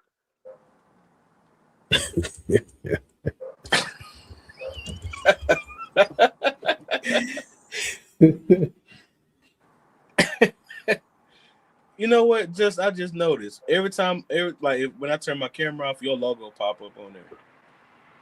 Yeah, you got to put your picture up there. I don't know how to do that shit. I'll figure it out. I ain't tripping on it. I just noticed, like, damn, what the fuck is that? Oh, that's justice shit. I don't know why it did it on. I guess because we're both in as host. I guess. Yeah, Probably. yeah, I guess. But I mean, my um, goal is to eventually settle down. that's good, man. do, That's a good so do, goal. do you have? So I heard. So here's the thing. So in what I'm hearing now is, us men. I'm hearing more young men say that, yeah, I plan on it, and they're putting the time on when they I'm want not. to. I'm not putting time on it, as I feel like if once you put a time on it, you start rushing because that time starts to creep up on you. Right. And I think that's to me that's a man's biggest fear and biggest enemy is time. Because we always think that, because if you think about it, bro, growing up, you always say, "Oh, I got to do this in this amount of time. I got to make this amount of money. I want to make this amount of money at this amount of time. This, you know what I'm saying? I think that's like the biggest thing. Like a lot of people now, especially now, because if you think about all these young guys now, they want the money now. You get what I'm Yeah. saying? They don't have the patience. They don't, they lack that patience to know that it's coming in time. Just be patient. Don't rush it. Yeah, unfortunately, I mean, especially when it comes to like relationships, don't nobody want to build shit. I mean, like everybody wants to meet somebody that already got their shit together, Mm-hmm. and half of the people that's wanting to meet somebody that's already got their shit together ain't got their shit together. Ain't got their shit together. Yeah. So it's just like I it's mean, not gonna work from the get go because y'all not even meeting on the same level. I yeah. mean, it's Like cool at first because those are the representatives. But once that representative shit die off and you know things start to show, then it's kind of like, well, damn, boy, But do I know that one. yeah, so I feel like when you can't really, it's not a time thing. You know what I mean? You'll I know. mean, I for mean, me, I saw this Shade Room interview. It was with Bow Wow and B2K, and they were talking about relationships. Mm-hmm. And I kind of feel where Bow Wow was coming from. How he said like he doesn't ever see himself getting married or being in a faithful, not faithful, but like a one-on-one relationship because mhm. you know what he does for work. He always have women in his face and stuff like that. So for me, I kind of relate to that in a way. Not the having constant women in my face, but just But like you do though. Team mom, yay. that's where I was going with that. Mm. So I've been in relationships where they get jealous of certain moms or certain females that are around, and they're reading into something that's not there, but they're making it up in their head to the point where it's like, okay, I'm not about to stop doing what I'm doing for these kids just to satisfy your insecurities. Right. That just means that's the wrong person. Mm-hmm. You know Because what I when the mean? right woman comes along, when the not white woman, when the right woman, Shut up, Ari. my bad, it slipped Wascally out. Wabbit. It slipped out. My bad. My bad. You ain't When shit. the right woman comes along, she's not going to be insecure about that. Like, No. she's going to understand. You know what I'm saying? She's going to understand exactly what it. She's going to understand. Like, okay, listen, I know he could deal with a lot of moms. You know what I'm saying? I mean, because we live in the world now to where there's a lot of single moms. There's a lot of single moms. And it's a lot of single parents. I'll put it that way. It's a lot of fucking single parents in today's world. So it has to be, and also a conversation needs to be had. Like, listen, you know what I'm saying? I think it's important, you know, if you have a job like that, to where a boundary is set, you know, like, I mean, because think about it. Denzel Washington has had many roles and and had to kiss many women, had to deal with many women. And he's been faithfully married for, you know what I'm saying, for a long time. Yeah, And I and always, yeah. go ahead, bro. No, go ahead. Go ahead. Finish what you're saying. No, I'm saying, like, I think it has to be a boundary has to be set, but also understanding has to come about with that as well. Like, listen, this is my job. You know, this is what I do. I make money from this, but I'm coming home to you. Yeah. You know And what I I mean? mean, Like, if you gotta explain that, you know, that's probably not the best situation for you. well, yeah, but I mean, but you know, some people, like, I'm saying, like, from being, you know, from a place just where you just communicating with your partner. I think, like, I think communication. We always say communication is key, which it is. You know, understanding. You know, if she don't understand it already, like, listen, I'm with you. This is, you know, understanding has to come about. That's what I think. You know what I'm saying? Because I'm coming from, like, today's world now, where they are, you know, I hear women all the time say that men don't communicate. They don't say this. They don't say that. You get what I'm saying? Yeah. That's where I'm coming from with it. I mean, Yeah, and then go ahead, Ashawn. I was just gonna say, like, for me, I've told women, I'm like, look, this is what it is. This is how it is during the season. And you get those women like, oh, I understand you're doing it for the kids, and people are gonna text you. But when they in that moment and they see it, they switch up. When they switch up, you switch out. You already know what I do. I know what you do. This not for you, motherfucker. It's for the single people we got. You know, our single brothers we got out there, man. They switch up, you switch out. Don't waste time. And then too, in ways of thinking. I mean, you got you evolve as a man, right? So, kind of like you were saying with Denzel and the situation with Bow Wow. That's the thinking of a weak man and the thinking of a superior man.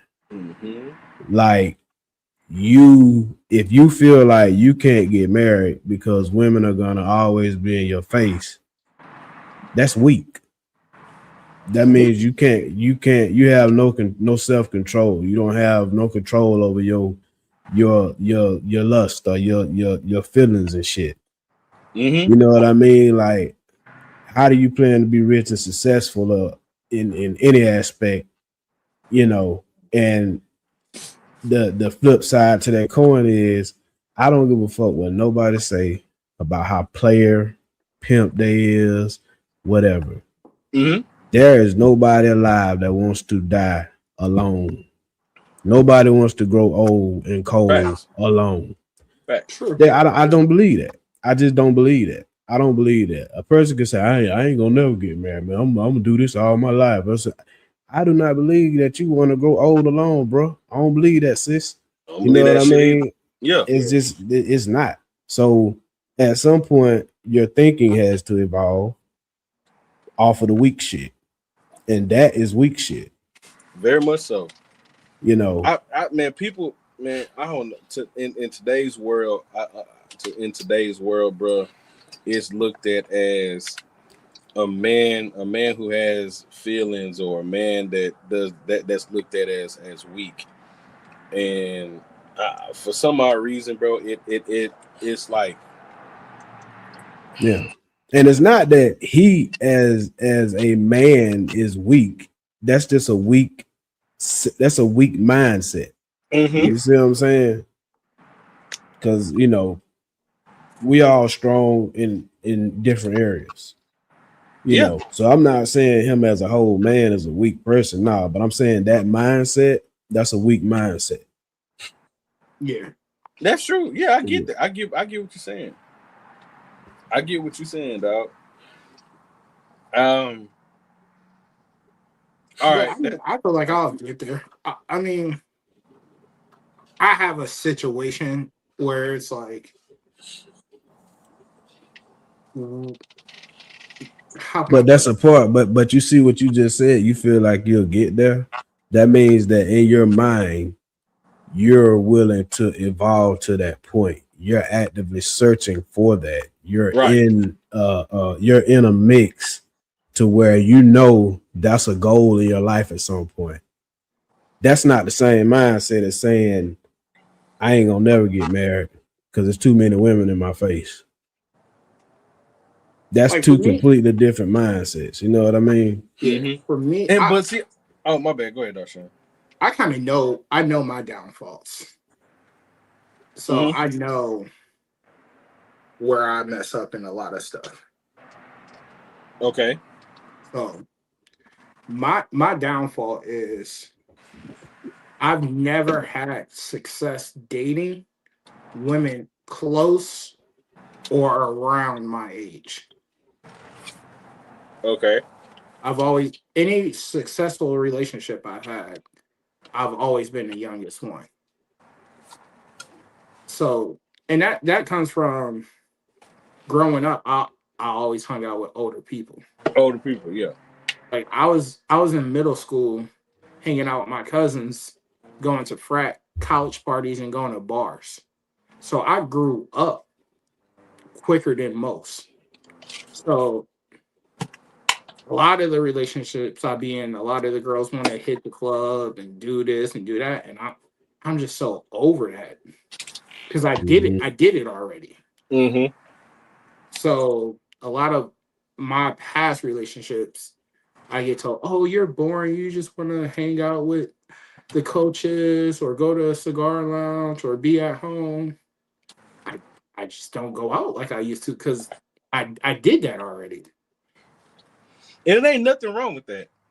No, it ain't. I'm gonna be real with you. A lot, and again, to the point too, we're talking about women. Women's him saying like women always be in my face. I mean, she shouldn't be mad about that in a way, because we all want a person that compliments us. And like, shit, you can't tell me my wife ain't bad. You can't you can't tell me I ain't married somebody that's fine as hell. I know it. I know I did. You know what I'm saying? And as a husband, you should feel that way about your wife. Exactly. Yeah. And Exactly. you and like and shit. And if another man, I put it to you this way. My wife was at the gas station the other day. Or Uh-oh. was the other day? It was another, and it was a brother. It was a brother that gave her a compliment. And we was on the phone. Shit, I ain't feel no type of way. Thank you. I appreciate it. Cause guess who she coming home to? Me. Like, it shouldn't be nothing to be insecure about. It should all be like you should trust your significant other to where it's be like, man, shit. All right, if my wife go out and she looking sexy, go ahead, babe. Have fun. Enjoy yourself. You complimenting me. You bad. You fine. Listen, I listen. I know I'm a nice looking brother, and I compliment myself on that. So we compliment each other. It shouldn't be an issue of any insecurity, like, oh, this and this and that. Shouldn't be like that. No, You know no. what I'm saying? That's.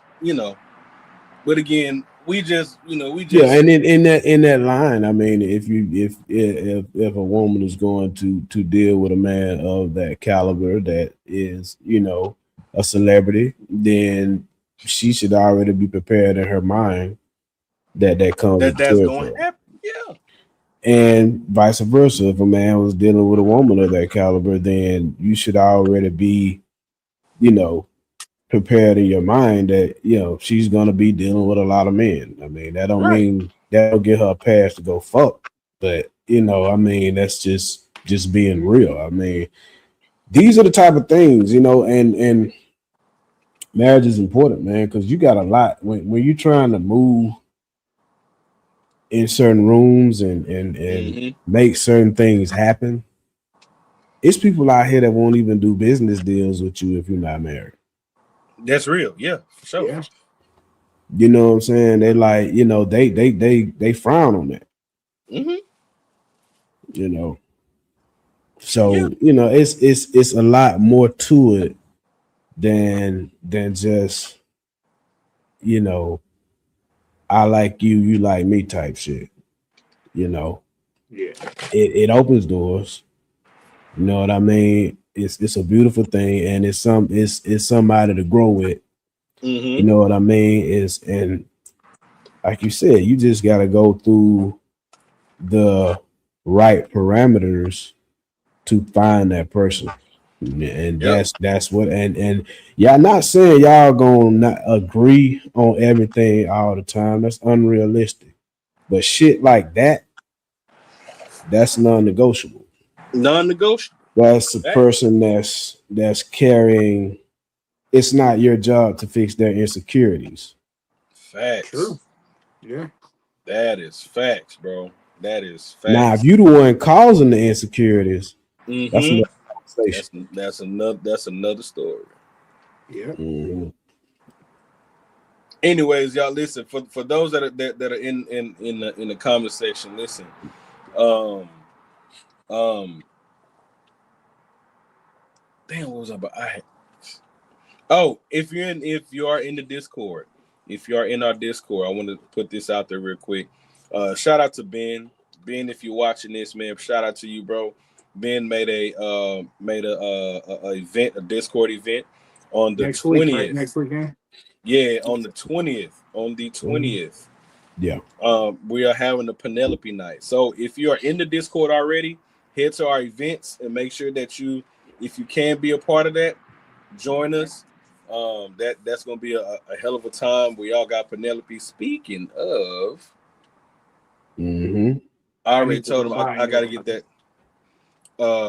I still gotta send them that thing for that Penelope we've been trying to get.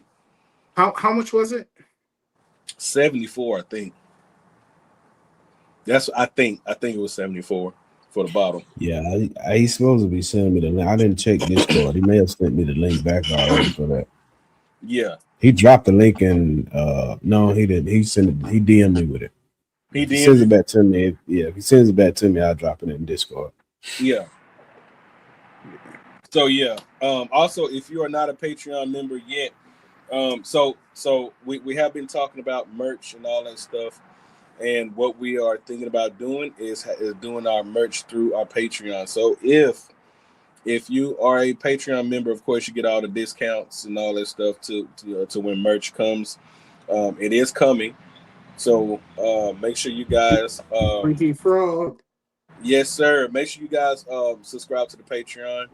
I said subscribe to Patreon. Become Patreon member, sign up for a tier. And anyways, you get automatic access to our Discord.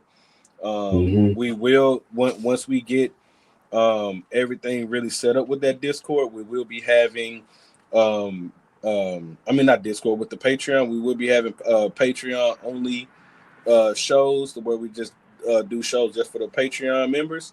Also, we Yep. will be doing giveaways and stuff for Patreon members as well. So y'all might And want to you go ahead and sign up. definitely don't want to miss that. That and you Don't might want to catch miss a up. you might catch a new show in there with me and Eno doing dating advice. Hey, listen. Never know. Hey, You never listen. It's know. gonna be called Sessions of a Freaky Frog. Call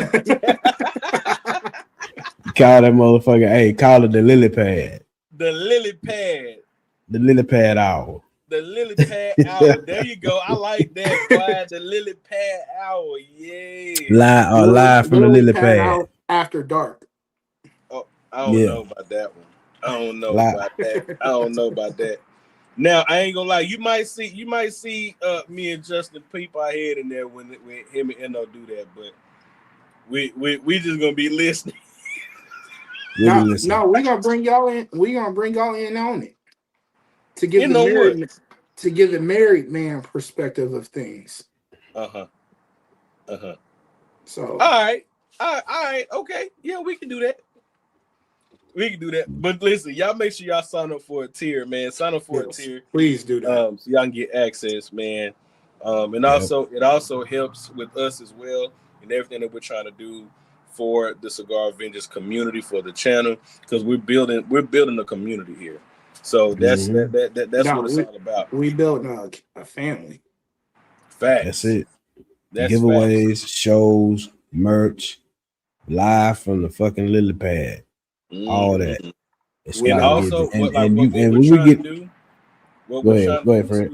Oh, my bad. What we're trying to do too is the guests that we have on, we're trying to bring them to the Discord community as well, for those who can join.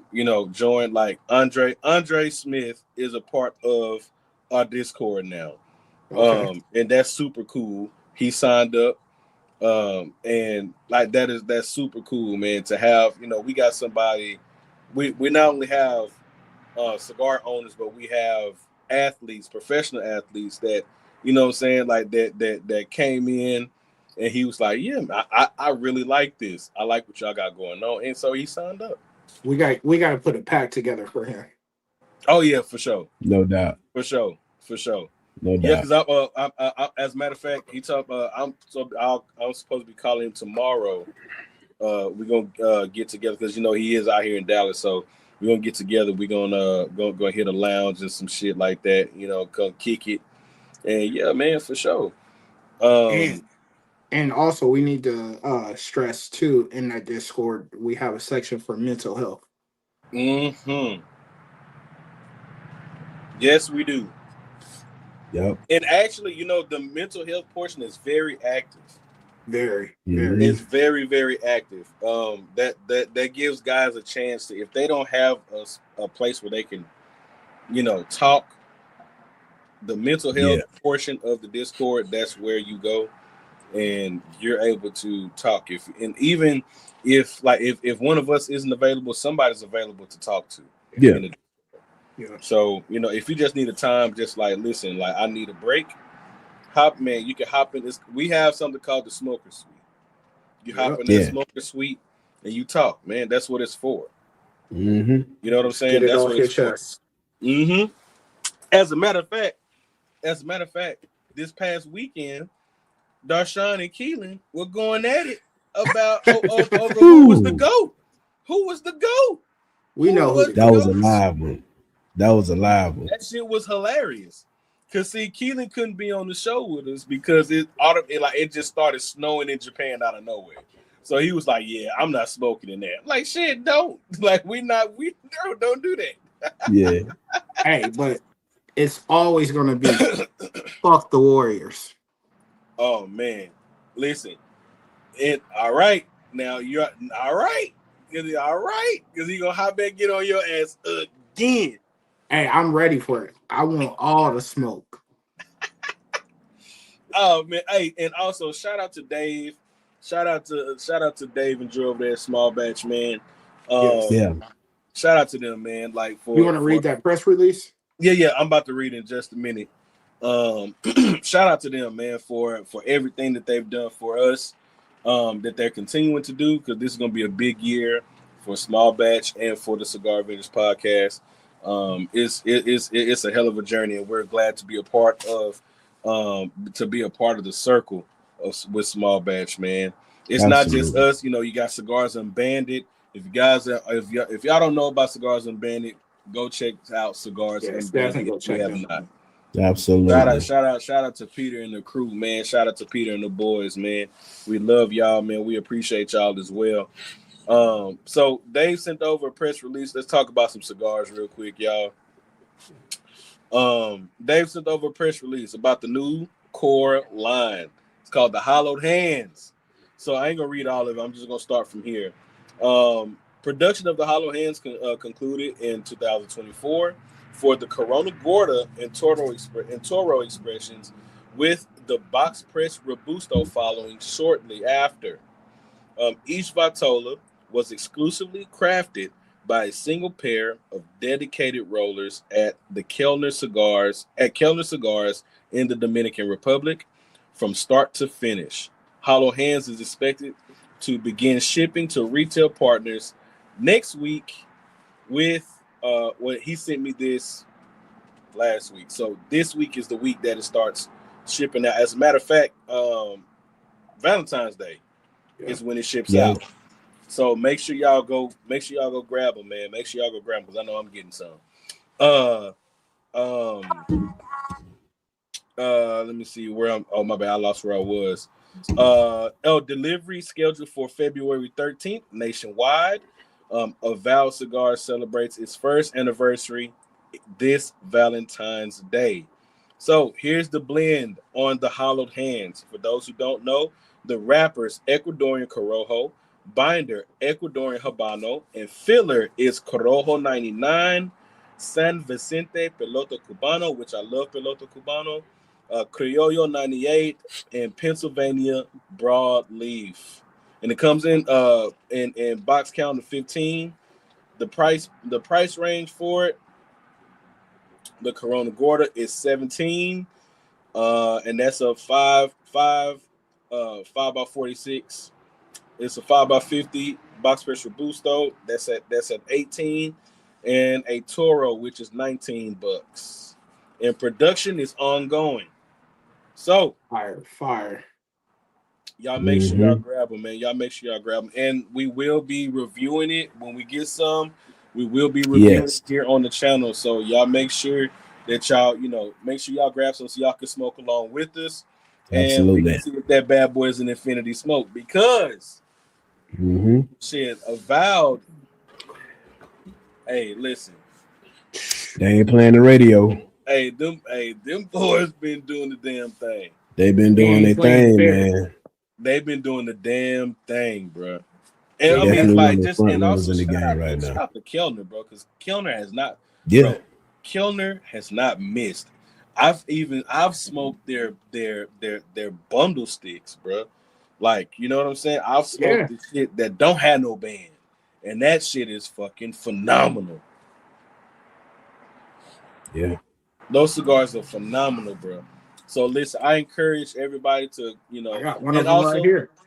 There you go. Also, let me tell y'all something. We will be doing something special. I ain't gonna put too much out there yet, but I have been hinting at it that we are doing something special with Mo of Patina and Dave and Drew over at Avowed. Yeah. So be on the lookout for that. Yeah. Be on the lookout. Listen, we got a lot of shit planned for this show, man. We really, really do. We got a lot of shit planned. Upcoming guests, which we will have Omar from Rose Gold Cigars. Omar McGee. Omar McGee will be on with us, man. So listen, that's going to make sure y'all grab you some Rose Gold cigars if you can find some, which they're not hard to find. Yeah, they're not hard to find. They're not. Do your Googles, do your DMs. Mm-hmm. They out there. They out there. Oh, and Absolutely. also we got shout out to Eno, man. Eno landed us Joe Smith, NBA legend. Joe Smith will be on the show with us as well, man. I'm excited about that show too. Now listen, Yeah. that show, we ain't gonna be talking about no cigars in that show. I ain't gonna lie to you. I mean, we will talk a little about what we smoking and stuff, but listen, we're gonna be bullshitting with Yeah, Joe. 'Cause listen, that's gonna be all over the place. that shit is gonna be Yeah. all over the goddamn place. I know I'm gonna need a pour up a drink for that show for sure. Especially, you already know, gonna have some crazy questions. Oh You man, know you it. know he is, bro. You know he is. You know he You is. already know. Eno Oh, gonna hey, keep it 100. also too, I've been and I ain't even told the fellas this, but I can, we can go ahead and put it out there. I'm trying to get Soccer on the show with us, Mm-hmm. and that shit's gonna be fire. Cause I mean, Real fire. it's Steve Soccer, bro. Who don't want to just listen to Steve Soccer talk? Because the Yeah. man can Great talk. dude. Always a good time. Yeah, man, the dude can talk. So working on that also. We got some shit lined up, man. We really got some shit lined up, and it's gonna be a hell of a show. And listen, I'll hint at one more thing for y'all too. Trying to get a NFL legend on the show, and we just working on some dates right now. Charles Haley. Yes, sir. You already know. Hey, look, You already hey, know. That's gonna be a crazy show. Charles I'm, Haley is off I'm the gonna throw, damn chain. I'm gonna throw something else out there. We're working on another legend too. Go ahead, Dushan. Are we putting it out there yet? I mean, if you want me to say it, I'll say it. But Hey. Ed Reed. Yep, 2 tears in the bucket. Fuck it. Brother Ed Reed, yes, sir. Yes, sir, man. And also, listen, if y'all didn't know, so Ed Reed DJs on the side, man. He's a DJ. And I've been watching him since like the end. Like it was kind of when he started, it was kind of towards the end of the COVID times. Yeah. And he was on Twitch. And like when I mean at first, he was, man, he bought all the equipment for it. Like he was taking that shit serious, bro. And like how you watch somebody practice and practice and practice and practice. That's what he was doing. Nobody really knew that Ed Reed was doing this, especially on Twitch. So listen, y'all go over there to Twitch if you have a Twitch and follow Ed Reed on there. He call it Catfish Fridays when he gets on there and he DJs, man, and it's a good time. It's definitely a good time. But yes, we are working on getting Ed Reed on the show, getting dates and stuff for him. So yeah, that's gonna be another fantastic show. Make sure y'all don't want to miss it, man. We for sure Don't want to working miss on that at all. on Yeah. getting on the show, dude. And it's a hell of a time, man. And listen, y'all. It's just being able to build something, you know what I'm saying, and watch it grow into what it is, what it's going to become. You know what I'm saying? Because it's like, bro, this is a journey for all of us. It's not, you know what I'm saying, not just, man, somebody asked me, because somebody messaged me because they read my little article that I did for Voyage Dallas. And they're like, man, man, like, it's crazy you started your own show. And this, I'm like, man, yeah, like, I mean, that's cool, but it's not just me, bro. Like, I have some guys in my corner, some friends, some brothers, man, and I commend y'all because we all have busy lives. We, especially if we married, you know what I'm saying?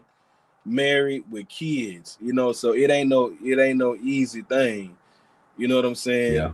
But the fact that, we got wives that look at what we're doing and they're like, I see the vision. I see where you're going with this. You know what I'm saying? And just when that's why the wedding ring is more important than the Super Bowl ring. There you go. But to get back on cigar talk, Go ahead. this right here, garbage, Ooh, garbage. don't. I was just finna. Hey, don't wait. Oh my god, I was just finna lean into Drew man for a minute, guy. Go ahead, bro. I was just doing that. You know, I was just doing. We keep going. Let's go. Talk about it, Dustin. Straight garbage. What is that? Is that the new Nicarusta? No, bro. Like, bro, why you didn't smoke the original? I've had the original. Nobody say the original Nica Rustica is the best one. That Adobe one, no. But yeah. It tastes like straight chalk dust and wood. Damn. Hell no. So I got a question. Speaking of that too. Oh, go ahead. Well, I was just gonna say on a high note, man. Shout out to Jonathan Drew. I don't know if y'all saw the news today. Yeah. Yeah, he started a new company for his son. Yeah, Jay Sanders' son. And when he opened up, I will be in the building. Yeah, sure. Awesome, man. So he's gonna have cigar rolls and all that. I got here. It's gonna be in the Wynwood section of Miami, Florida. It's gonna open up this spring, and it'll feature a cigar factory, a cigar bar, a supper club, and a music venue in a 7,200 square foot facility. Hey, is that another Avengers trip we might need to do? It's going down, bro. I'm telling you.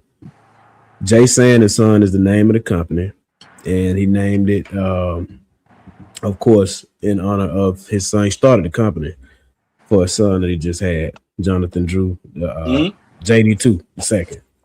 So yeah. Man, shout out to him, bro. Shout out to him, man. Shout out to him, man, and all the people over there, man. That's big. That's generational, man. It's gonna be in Miami. Yeah. Me and N.O. in Miami sound like a great time. Hey, listen, you, N.O., and Johnny OCD in Miami is wild.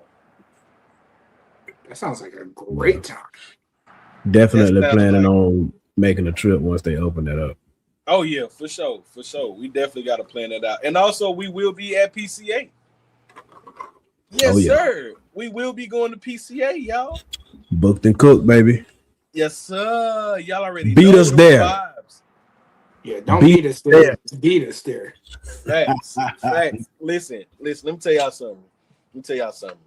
Cause like this is Justin's been to PCA before, so I already by the way, he said he had a fantastic time. Yeah. And so just the fact that we going as the Cigar Avengers, you get what I'm saying? Like, people are really gonna know who the fuck we are. Yes. You feel me?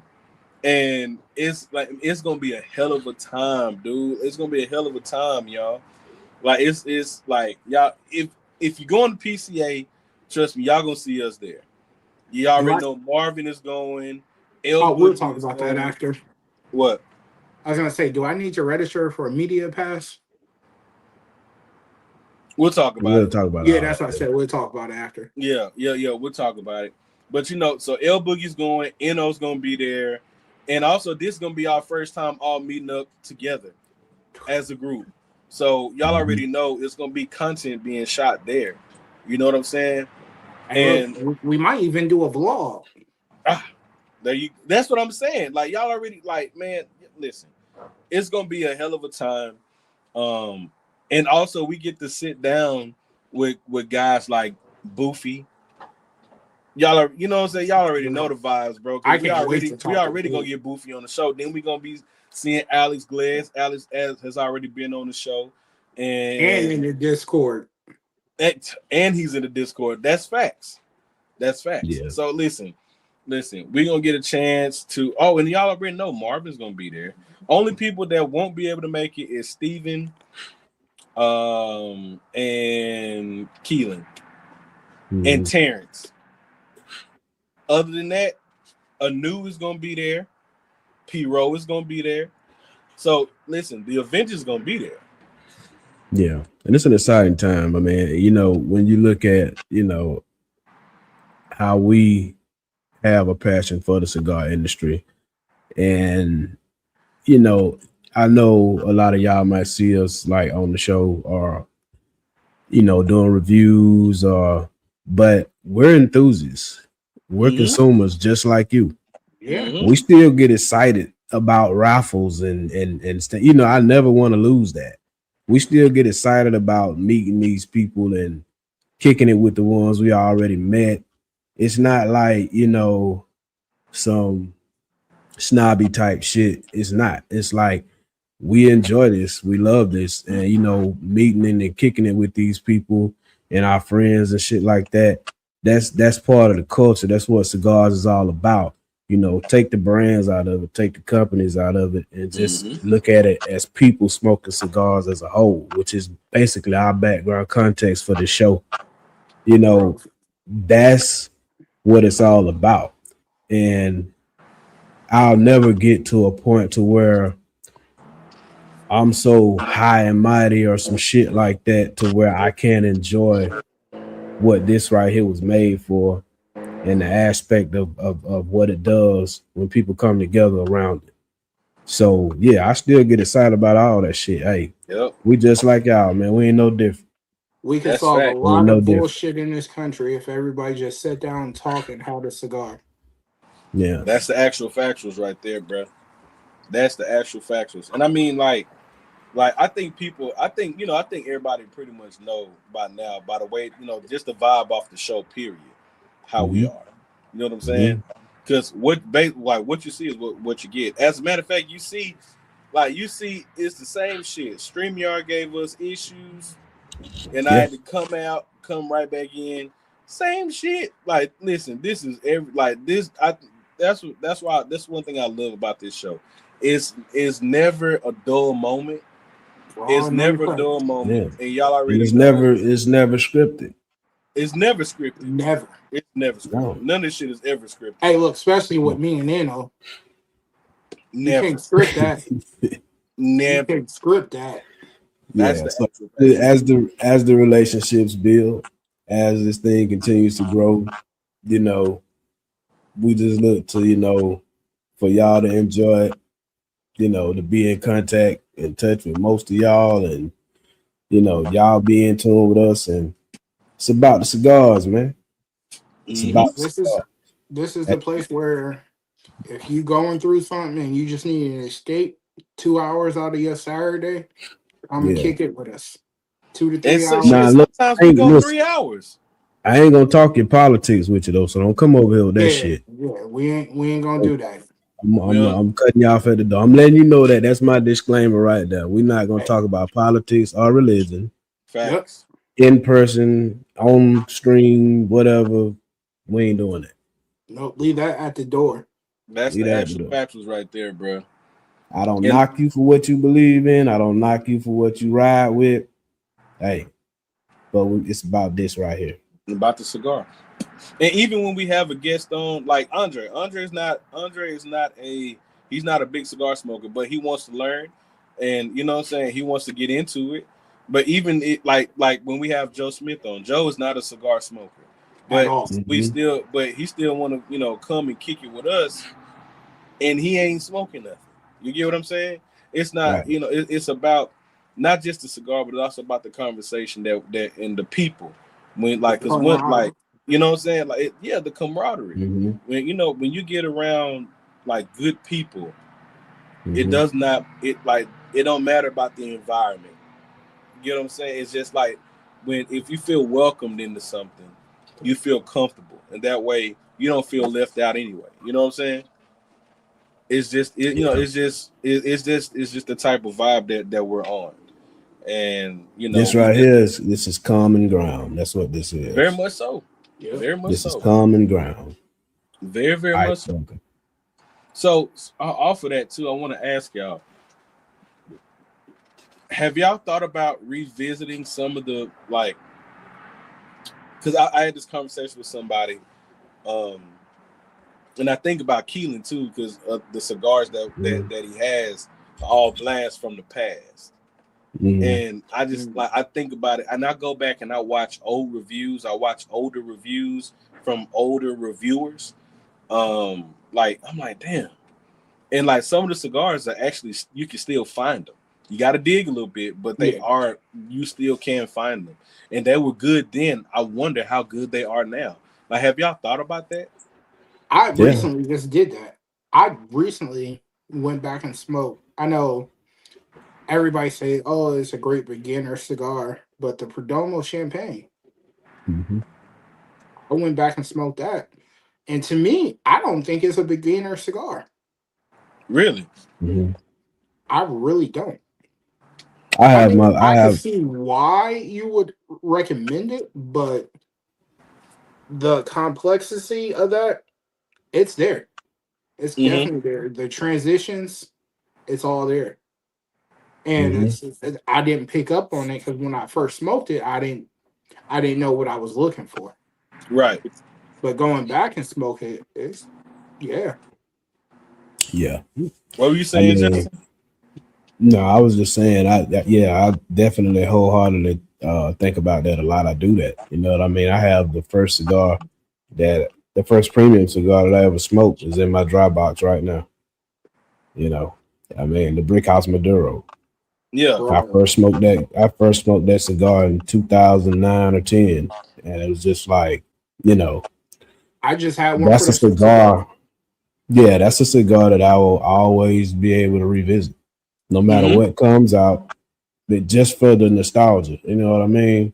Mm-hmm. I'll always be able to revisit that cigar just because of the memories that I get when I light that cigar up.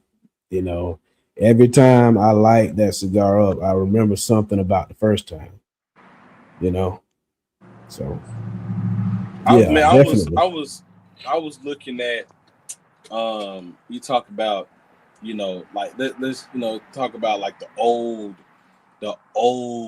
Andalusian bulls from when it won cigar of the year, type of Andalusian bull. You know what I'm saying? And think about the old crown head cigars, man. Like the old Aganorsa. Like old when I'm talking about back when Aganorsa first had the name Casa. That old type of Aganorsa, man. That's like that. It like smoking those cigars brings back the reason why you fell in love with that cigar. Yeah, And I think absolutely. like those cigars shouldn't go forgotten. You know what I'm saying? Like I'm big on going back to those old hitters, man. Those old cigars that hit, man, like that just hit the spot and that still hit the spot to this day. I Because the got one blend ain't for you. changed. I got a great one for you. What? It's in my dry box right now. I was just thinking about when we used to get on. This is going way back when we would get on Instagram Live during COVID. Mm-hmm. You remember the gray definition, the with the gray band? The pyro? Yeah, that's in my dry Bruh. box. That's in my dry box What? right The now. pyro, dude? I'm smoking that this weekend. Bro, listen, and when we had Jay on the show, and Jay's in the Discord too, for those who don't know. Jay, like, when we had that was you remember that was the first definition cigar I had. I know, That was back the during first COVID. definition cigar. That was the first one I had, bro. And the fact, like, you can't find that cigar no more. Hey, I came across the 10-pack. Lucky you. I can't say Lucky where, you. but I'll Yeah. elaborate later. Right. For sure. I might be able to get you a 10-pack. Hey, what them bad little kids do? them bad little kids, they hold their hand there, you got some candy. Hair. Hey, look, Fred, it pays to know somebody that has a great secret stash. Oh yeah, you're right about it. You right about it. No, this what I want to know. Have you smoked how many cigars have you smoked out of your special stash that was bought for you by a specific person? There was some bangers in there too. Hey, look, that's all I got for you. But to answer that question, That's one of them. yeah. That's one out of like hey, the 50 to 60 cigars that she got you. can't say she had bad taste. She definitely did her research. Let's just put it that way. No, listen. She's thought I about every time I light one up. Yeah. That's man, Darsha. I know you miss her. Y'all hear that? I thought I heard something. You don't. Damn, Darsha. I thought you missed it like a little bit because every time you light one of those cigars up, you think about her. Let's just put it this way. I miss certain things about her.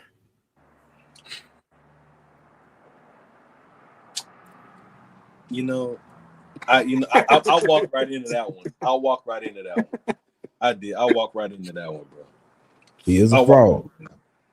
Yeah. Yeah.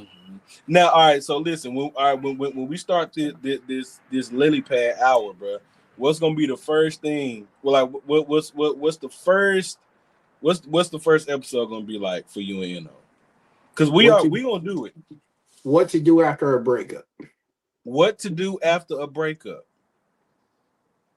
I want to know because I know you.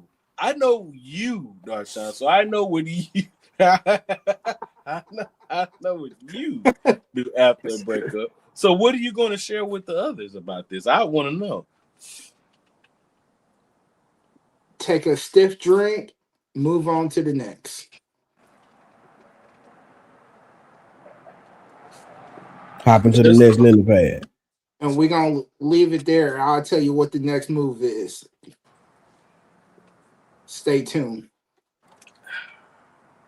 Justin, what you think about that, bro? What you think man, about that advice? Tune in to the lily pad hour, man. Gotta tune into the lily pad hour. The lily pad hour gonna go crazy. Hey, join the Patreon, tune into the lily pad hour. Fred's gotten some late night texts. Hey, man. Pause. Hey, listen. Let me tell y'all something. I'm gonna put it to you this way. They say choose your friends wisely for a reason. Hey, look, just ask all the fellas about the group chat last weekend.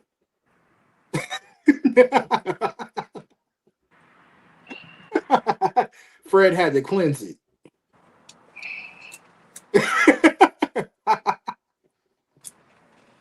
Yeah, I gotta go back through and re-cleanse it. That's how bad it was. I gotta go back Dang. Wait, bro. Just hey. I know you seen everything. Man, look.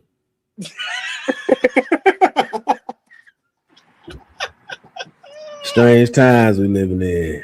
Hey, man, definitely strange times. Hey, look, when I was strange. sending certain things, Fred was like, Justin gonna get in trouble with the stuff you sending by being an innocent bystander. Yeah.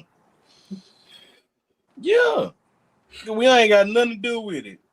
We don't have nothing. Listen, our name is Bennett. Our name ain't even Nenny. Hey, look, I'm gonna have to start putting a disclaimer in. These are the thoughts. You know what? That works. That definitely works. That definitely works, dog. A disclaimer definitely works. I mean, to all the wives, this is the thoughts and proceeds of the single frog. The diabolicalness of Darshan. You know, just call yourself diabolical, Darshan. You know what? You might be on to something. Look, shit. Hey, give me $2. Give me $2 for coming up with that. I got you. $2. Hey, you know what, bro? Just me saying that made me think about the Wood, bro. How they did everything for $2, bro. Yeah. Everything. Yeah. I don't know. Did y'all? Well, I mean, we all had friends like, hey man, I bet you won't do that. All right, But give me $1 and I'll do it. see, look, me being the youngest one in the crew, they used to put me up to the dumbest stuff. They'd be like, I bet you won't do it. I'll give you $5. But I'm gonna tell you, Yeah. I had the kind of childhood friends that say, I'll give you $1 and they ain't no dollar to give. And then I learned my lesson because I'm like, if I'm gonna do it, you gotta show me the money right now. Yeah. Show me the money right now, and then all right, then I'll do it. No, Because Well, I the got way we tired of did them. it, the way we did it back in the days was, somebody else had to hold the money.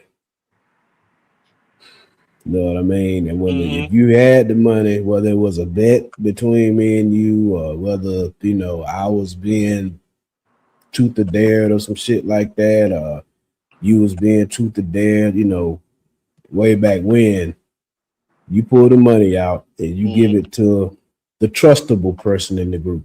Yep. And when the deed is done, then that person gives the money to the person that did the deed. Prime That's example. I'll the give you a great story. And if my pop's watching, hey, look, what the time is past, so I should be in the clear now. Shit, boy, please listen, man. No, you better be careful. So that boy Be look, careful. about But the next time X you go over there, Files. hey, look, the daddy's like, hey, boy, go grab me that belt. hey, look. So, I'm a I grown was, man. No, oh, we're my gonna get mom that still gray. We're threatens gonna to get that kick gray my up ass. off. My mom's still threatening to kick my ass, and she means it. Yeah. Hey, but look, I think I'm good on this one. So I was in high school, and I was one of those kids that, let's just put it this way, I got kicked out of a lot of schools.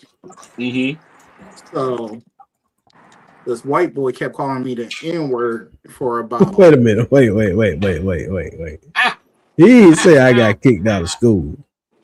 He said I got kicked out of a lot of A schools. lot of schools. What the no, Sean? We'll talk about that in the Discord. But this incident, I was trying to do right because I finally found a school I like. I was tired of getting in trouble. Kept going to the principal. Kept going to the principal about being called a racist name. Pop's mom went up to the school. My cousin, one of my older cousins, he was like, I bet you $20 next time he say you ain't gonna do nothing. So about a week later, and it was the teacher assistant I was cool with. She knew my family. So he called me again. I took off on him. So she didn't even break up the fight.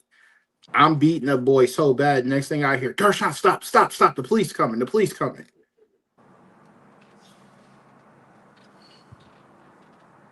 Damn. You got locked up? Nah, I just got took down to the office in handcuffs. Then they called my dad and lied and told my dad, oh, he just jumped on this boy for no reason. My dad was high.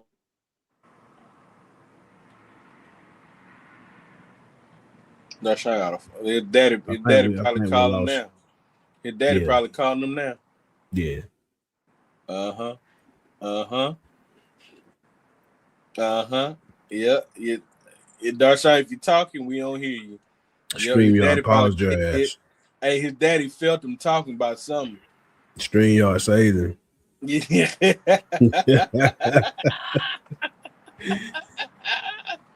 Hey, on another quick note though, they dropped that 109 today, right? Aganosa. What? Yeah, buddy.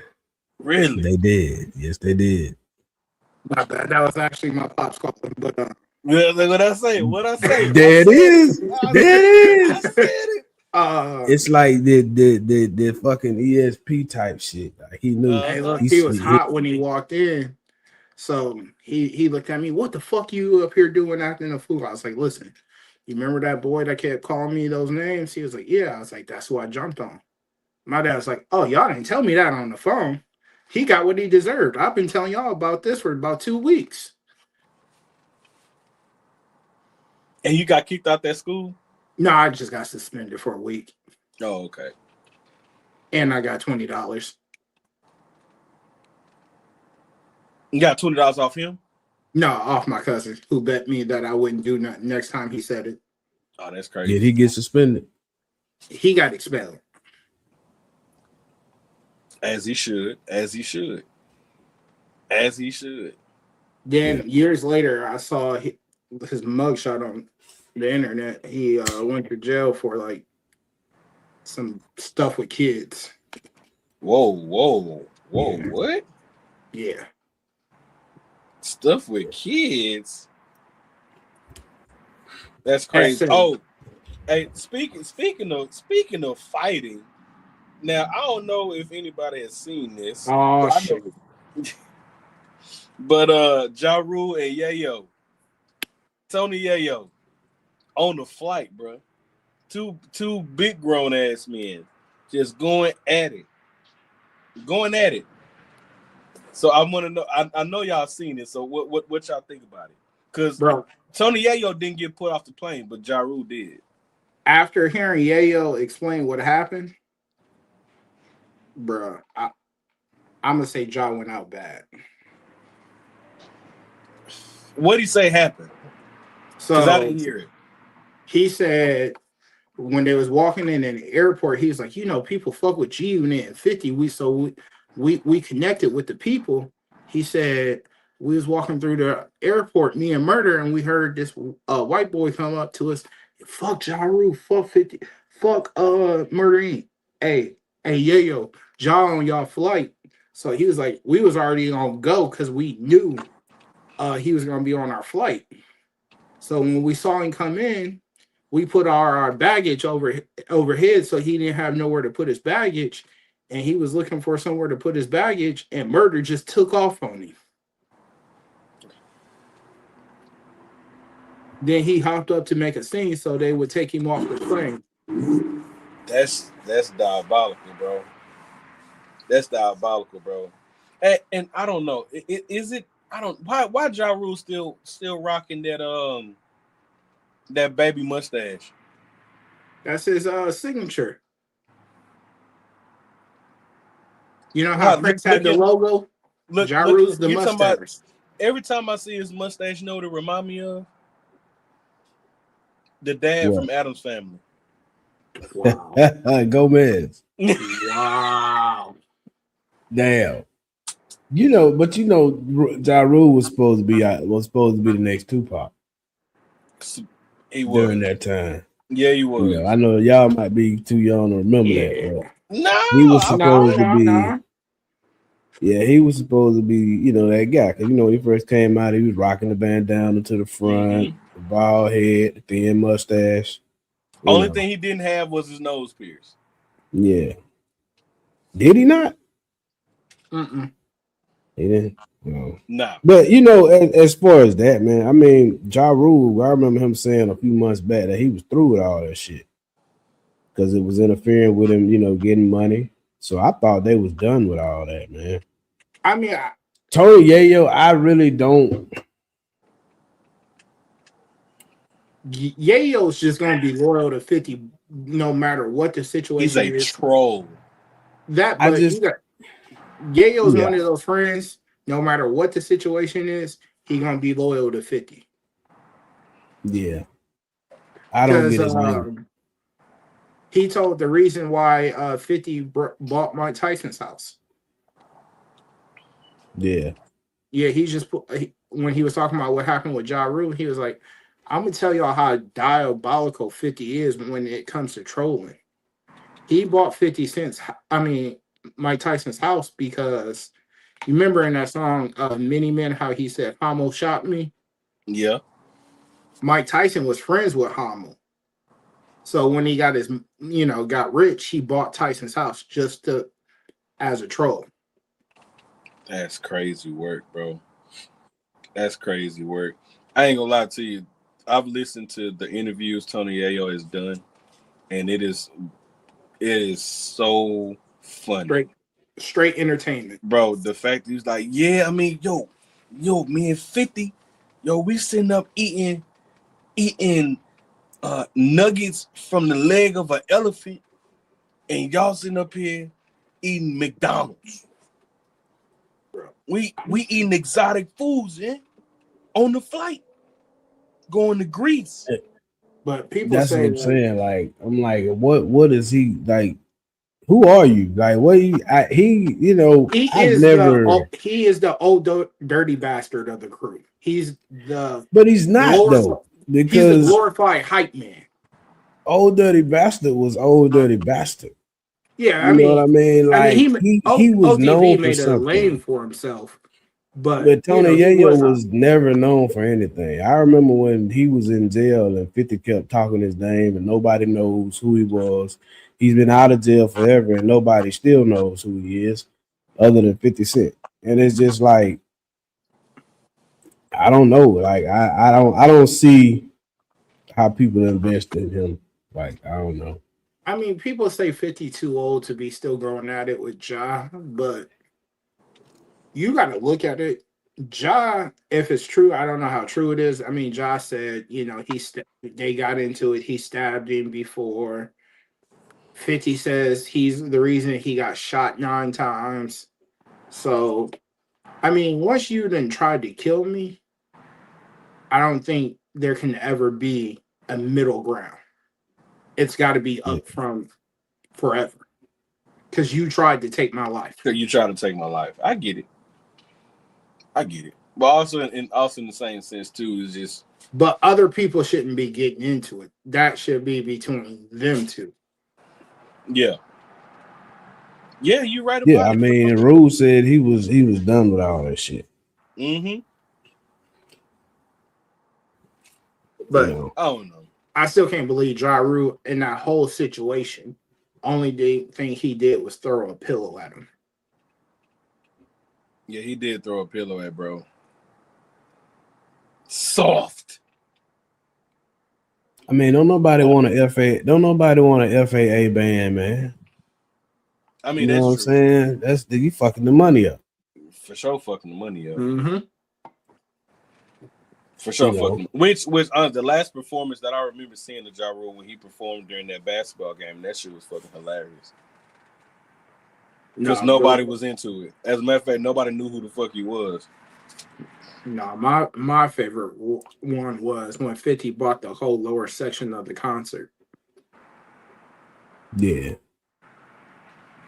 I mean, it's just other shit to be focused on. If you can't fill up an arena, you know, leave that shit alone, man. You know what I mean? You got other shit you need to be thinking about. Yeah.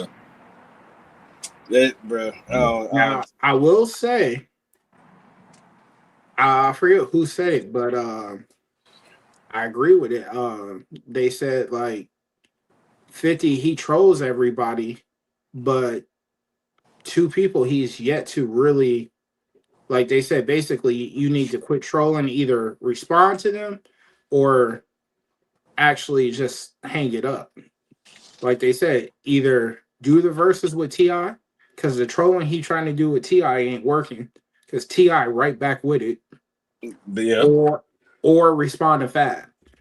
But he can only troll with T.I. That is his verses. He doesn't have a catalog that can hold a candle to T.I.'s catalog. T.I., because T.I. gonna say it like this, right? It's the diabolicalness of this man. He don't want no smoke. Did you see the video he put out with him on the phone with Kevin Hart? Bro, that was so fucking hilarious. Because Kevin Hart is hilarious, bro. He's like, how did I get in the middle of this? Kevin Hart is fucking hilarious, dog. I don't care. That man is funny, bro. That man. But for real though, like how could he hold up in a versus with Ti? I don't even know why Ti would. I don't even know why Ti would want to do a versus with him. Well, Ti said the reason he wants to do a versus with him because he's tired of people from New York coming down to Atlanta in the South, kicking it, want to be like they from the South, but when they go back to New York, as soon as they get to New York, they want to shit on the South. I mean, I get it. But there's so many other people with extensive catalogs from New York that you could do a versus with. True. 50 Cent is not. I mean, outside of Get Rich or Die Trying, that's the best album. You know, I mean, and nobody else. You know, it was a few bangers here and there, but ain't nobody checking for none of that music, man. That trolling, that's his verses. I would say Get Rich or Die Trying and the Get Rich or Die Trying soundtrack to the movie. Yeah. I mean, nobody's best projects. Yeah, that versus will be over with really fast. Yeah. But all right, so who do you think would be a good versus? For T.I.? Because they saying Lil Wayne, but I don't think that's nah. Wayne catalog is a lot bigger than T.I.'s. That's what I said. Like you go back to, like if you go all the way back to LimeWire days, that Piff, like Wayne was dropping mixtapes every other day. I'm sorry, like I still say one of my boys think I'm crazy. I said he could do the whole entire album as just the first Carter and shit on anything T.I. put out. No, I'll say no ceilings. I don't know about that. Oh yeah, no ceilings. Yeah, no ceilings. You talking about no ceilings? Because like if like at that time, or now if Wayne did a verse to come out doing that Rockstar shit that he was on back in 2009. Oh, didn't know. Yeah. Prime Queen, which I ain't gonna lie, I was a Wayne fan, especially back then. Boy, I was a Wayne head. As you know what, and I blame Wayne because Wayne is the reason why I like eating cake now. That's not why I got into eating cake. I'm gonna tell you why. Y'all gonna laugh. Watching BET Uncut. That's how you got it good. That's how your ass got into eating cake. Up late at night, supposed to be sleep, little badass. Up watching, yeah. Okay, hey, look, that had a small that's how part. you knew. That's how you knew. That's how you knew the school year was closed. That's how you knew. Part. That's how you knew it was summertime, boy. When BET Uncut come on, and I'm staying up late. Because I don't know how many times I replayed the Tip Drill video. Boy, listen. That video is legendary. That video is for sure legendary. I remember I asked the girl if I could swipe her credit card. I was just about to say the credit card swipe. Legendary, boy. Legendary. All right, so listen, y'all. Before we cut it out, let's get into some boxing real quick because there is some fights coming up. Deontay Wilder's fighting. Also, did you see him go off? Yeah, I did. Okay, can I say something real quick because I heard an interview that he just had.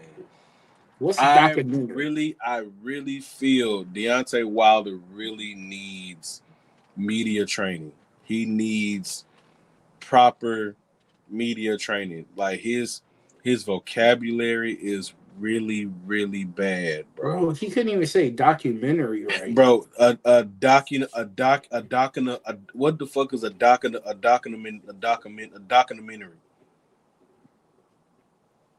And is it a documentary? A documentary? Yeah, a documentary. What the fuck, dog? Like, bro, I'm serious, dog. Like, man, listen. Like, if you're gonna be on people's shows, man, you can't be fucking up your vocabulary like that, dude. Hey, Tyson Fury is bro. He's another 50 Cent. Oh yeah, you're a troll, bro. He is a troll. Did you see the meme he put out? he put out a meme about Deontay Wilder putting his, because his girl had kids before they got together, and he put the kids in his will, and he was like, "You put this child in your will," and he went on national TV when he was mad at you and said you're not his father. That shit crazy. Come in, Mari. That bro, hey, that shit crazy as fuck. But the fact that Deontay Wilder got mad, he said that. Well, the fact that they brought up the whole thing with him and the Fury fight, because he wanted to ask him the question about what he said, that I got documentation that he cheated. I got it all. I'm like, but you lost 3 times. Like, yeah, but you lost the fight. So what is the point? Like, how did he cheat and you lost? Like, he hit you and you fail. Like, what? How did he cheat from that?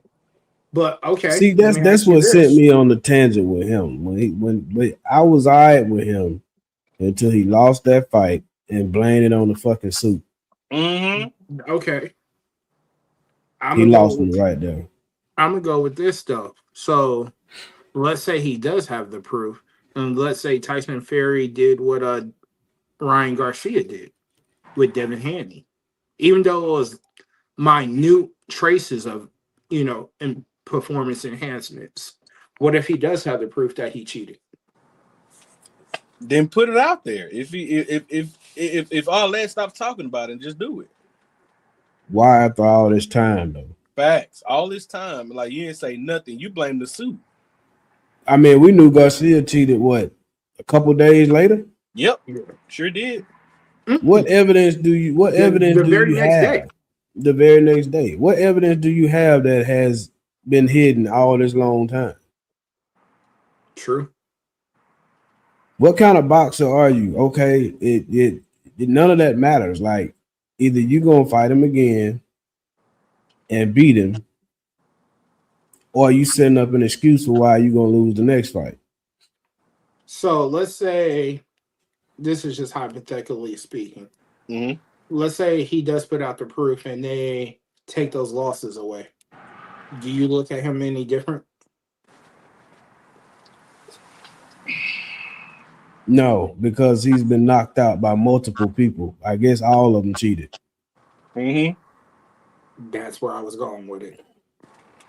I mean, it's not. It's you. You can put out as much documentation as you want. You don't listen to your fucking corner. You don't listen. Documentary. You can put out as much. You can put out as much documentary, whatever the hell you want to put out. But I'm gonna tell you like this right here. I have watched you not listen to your corner and get knocked out. I have watched you in training tell your trainer what he was gonna do and what you was gonna work on. Mm-hmm. And I saw you in the fight after that training camp. Get your ass knocked out. Bro, he's a statue in the ring. So now they're supposed to be trying to fix that fight up with him and Fury or whatever, right? Yeah, I don't want to. I'm not watching it. I don't want to see it. So here's the thing. If I put it out there now that you're a cheater, then when you knock me out this time, people will look at this knockout differently. Right. That's what I see. Mm-hmm. Yeah. Because I mean, it's just and it's crazy because it's like when he hit Tyson Fury with that punch and knocked him down for the 9 count, and bro got up. He was never the same after that, because that punch was supposed to be the Midas touch. Sure would. That punch had worked on everybody his entire career. Some of the fights were questionable to me that got stopped because he would just start swinging like umbrella swinging and shit, and the referee would just stop because it looked so wild to him. He thought the other dude was getting his ass drugged, and a lot of the time, dudes was still standing up like, huh? Bro, now, don't get me wrong, I ain't taking nothing away from him. He knocked some dudes out clean.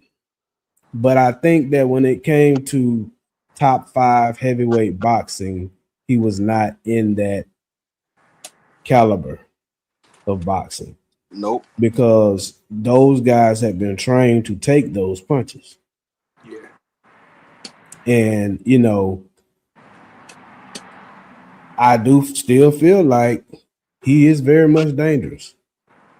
Call me Oh, yeah, for crazy. sure. He is very much dangerous. And heavyweight boxing, it only takes one punch. But when you go into the fight with no type of hope but to get that punch off, it's a long night for you. Facts. Or maybe a short night. Because if he can, let's just say, because at one point in time, remember he wanted to fight Anthony Joshua. If he get into the ring just to do that, Anthony Joshua gonna whoop his ass. Yeah.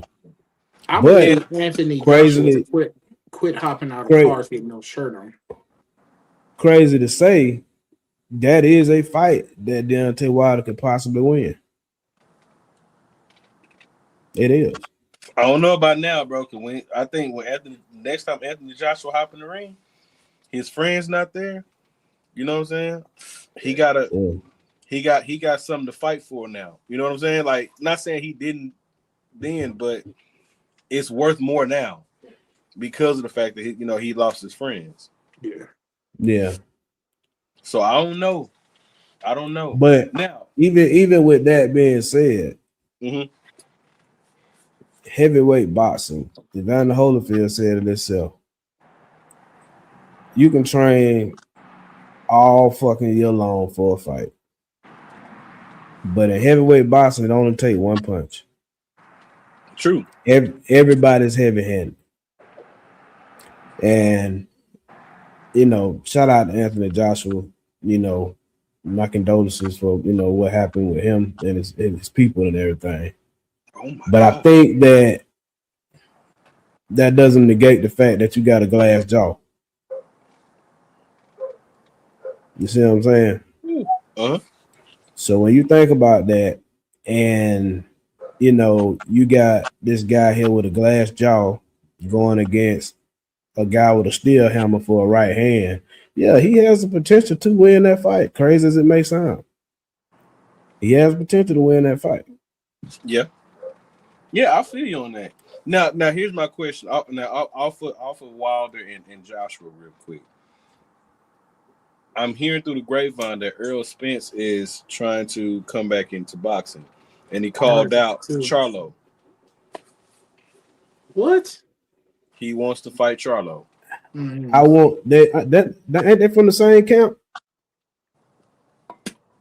They're from the same camp, right? Yeah, I thought they fought in the same camp because they was heavy on him when he fought Crawford. Mm-hmm. Yeah, but I think that Errol Spence, man, is he has some unfortunate things to happen to him that he may not be 100% in boxing shape ever again. Because even if you look at some of his older interviews and some of his interviews now, his speech is different. You know what I'm saying? His movements are slower. Mm-hmm. And I just don't feel like it's healthy for him to get back in the ring. I don't know. He's saying he feel like, him coming back, he finally feels like his old self, he said. That's what he says. I don't know.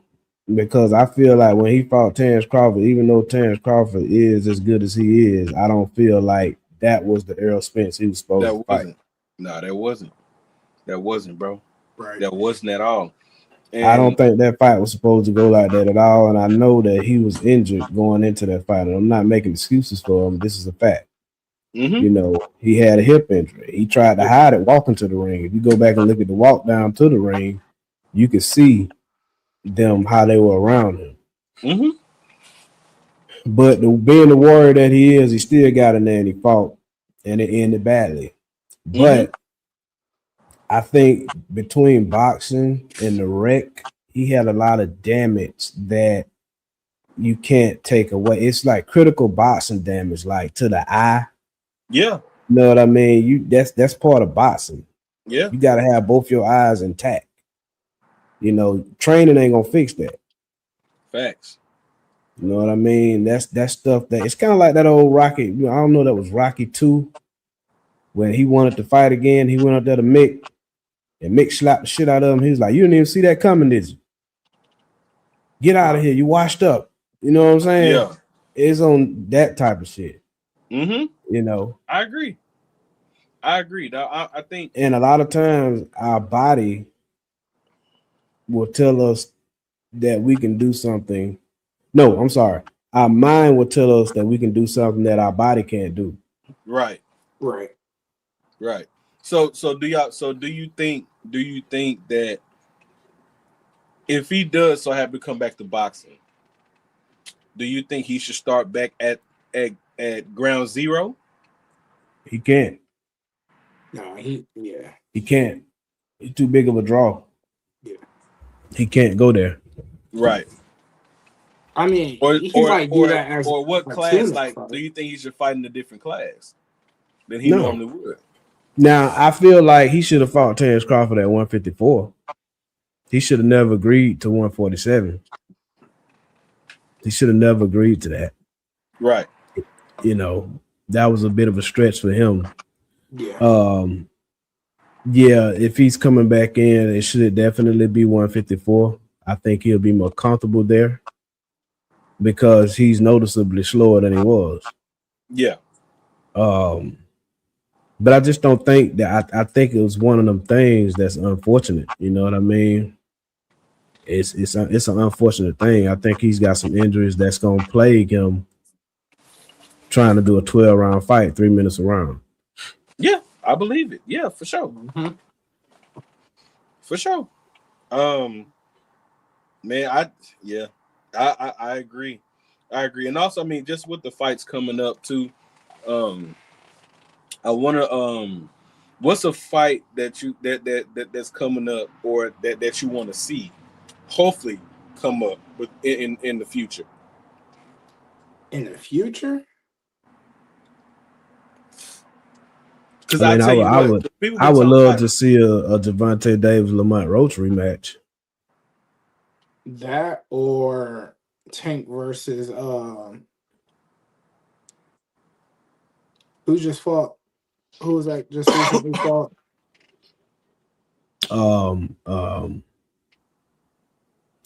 Tiafimo and Shakur. Yeah, I would like to see Shakur and Tank. Mm-hmm. okay.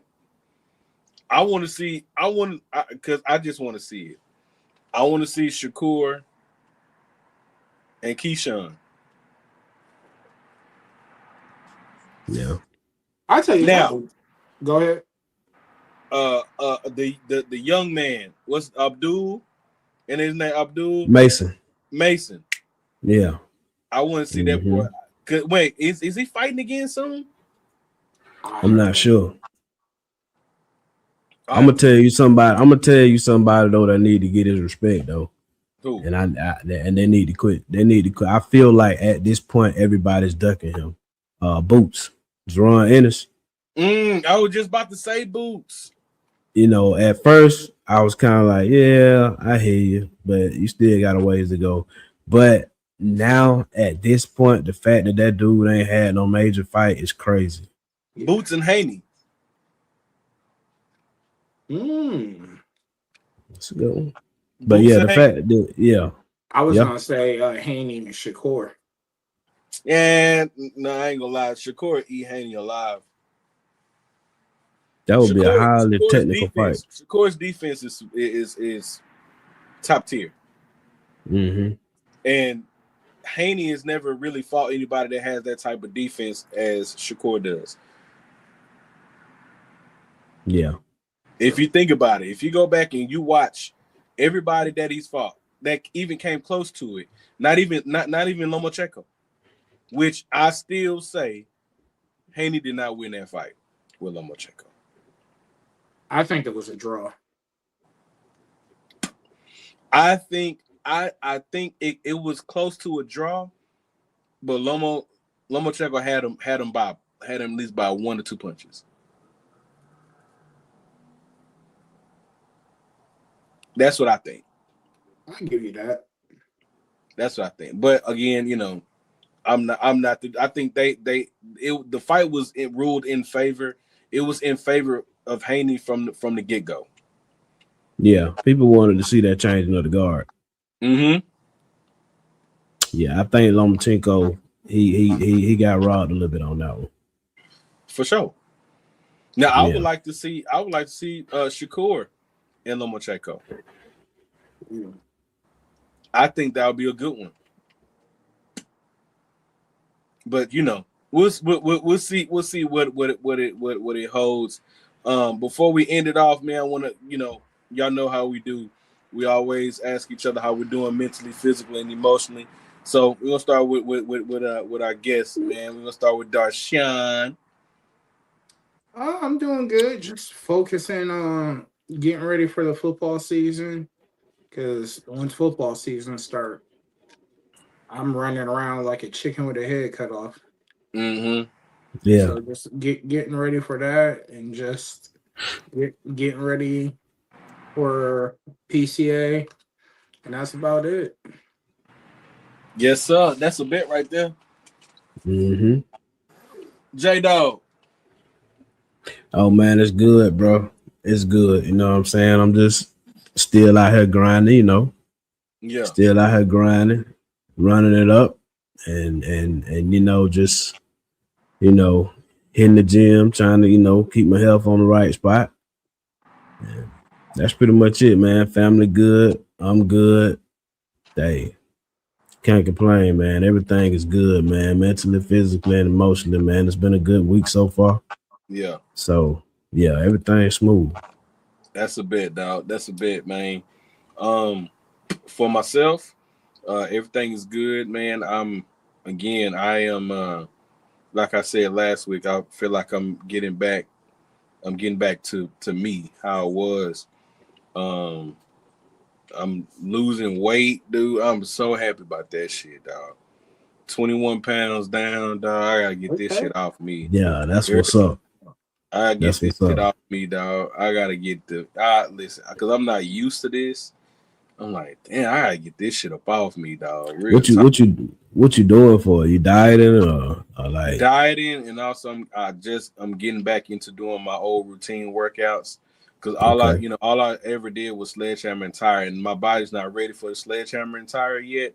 But Yeah. I am doing, just getting back to doing my, my old school shit, lifting my own body weight, what this shit that I was used to doing, especially like as far as like upper body and core, just doing a regular ass, sit ups, push ups, you know what I'm Mm-hmm. saying, getting my Yeah. rep and doing 50. I do 50 push ups 3 times a day. That's going back. Well, I do it 2 times now. I'm working my way back up to doing it 3 times a day. But I used to do it 3 times a day, and same thing with core. You know, 3 times a day, and I'm getting myself back up to that point, man. I'm getting that dog back in me. You know what I'm Mm-hmm. saying? Just getting myself back to where I need to be at. For sure.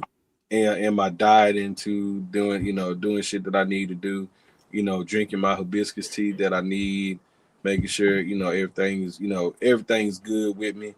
Also, on Friday, I go see, that's my second consultation. We're getting this dog on me vasectomy. Yeah. Yeah. So Yeah. you can be a one-legged assassin. Oh, hey, listen, hey, it's about to be 2-legged assassin around pretty soon here, brother. You Yeah. understand me? And that's when the twins will be born. No, fuck you. No, it ain't. Just No, it remember, fucking ain't.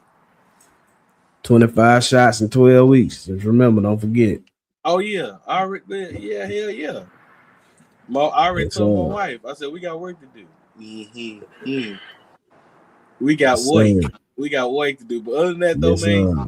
sir. Other than that, man. Again, like head down, working for working on this show, getting it to work. You know what I'm saying? Getting this business. You know what I'm saying? Getting some business done with this show, man. Getting everything set up with that, and also getting ready for PCA. That shit's gonna be fire. We're gonna have a good ass time for PCA.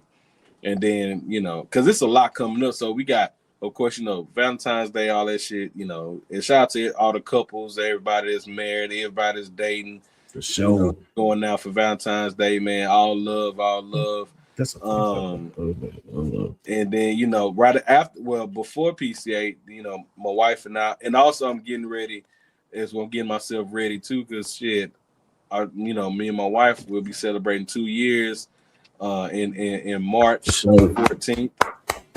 Sure. Yeah, man. You know what I'm saying? So, you know what I'm saying? You know, it's a pretty exciting time, man. I you know, pretty exciting time. You know. I'll be Yeah. celebrating Valentine's Day on Sunday. Okay. Don't worry, I will be too. I will be too. My wife, she's gonna help my mom and my dad. Because like for those who don't know, like we have a family business. It's a photo booth company, so they needed some help. So it's like a Valentine's Day party that they're doing, and so my wife is gonna work the photo booth.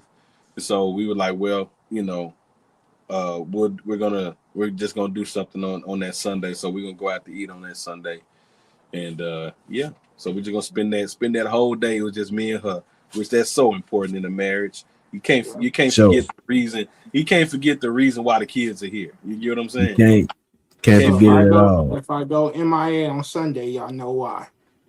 Now again, now I will say this. Now in March, y'all, you ain't gonna see me. You gonna see the fellas. You ain't gonna see the kid. You ain't gonna see me because I'm gonna be busy. Okay. Hey, like I said, Sure. I'll fill in for Fred. Yeah, Darshawn gonna be here. Darshawn gonna be here for sure. But yeah, other than that though, man, everything good, man. It's been another fun ass episode with y'all, man. Pre-recorded. Now we are gonna do this. We are gonna do, you know, pre-recorded episodes, you know, when we can.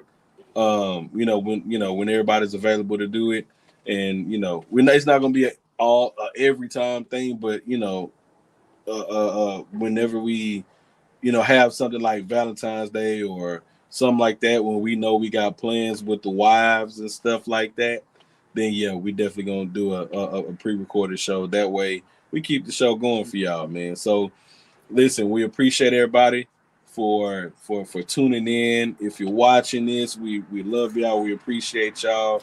And if you'll probably see us in the chat. We probably won't be in there the whole time, but if we can pop in, we'll pop in and hang out with y'all, man. But other than that, though, anything else y'all want to add? That's it, man. Wait. One more thing I do want to add, though. This Potoro Siri P. Now shout out to Steven, because Steven sent this to me and it had like the it actually made it to you? A little yellow. Yeah, bro. Yeah, this package actually made it to me. Good. We're back on track. We will be reviewing the new Templo by Fuente. We will be reviewing that cigar. So if you can get your hands on it, get your hands on it. Yeah. So yeah. But other than that, though, y'all, this has been another episode of Cigar Avengers podcast. We appreciate y'all, man. In the words of N.O., tell a friend to tell a motherfucking friend. You already know the vibes. You already know how we get down, man. We appreciate y'all. We love y'all. And we're going to see y'all in the next one. We'll see y'all next week. So, same time, same place. Y'all be easy. Remember, stay lit, stay laughing. Avengers out. Peace.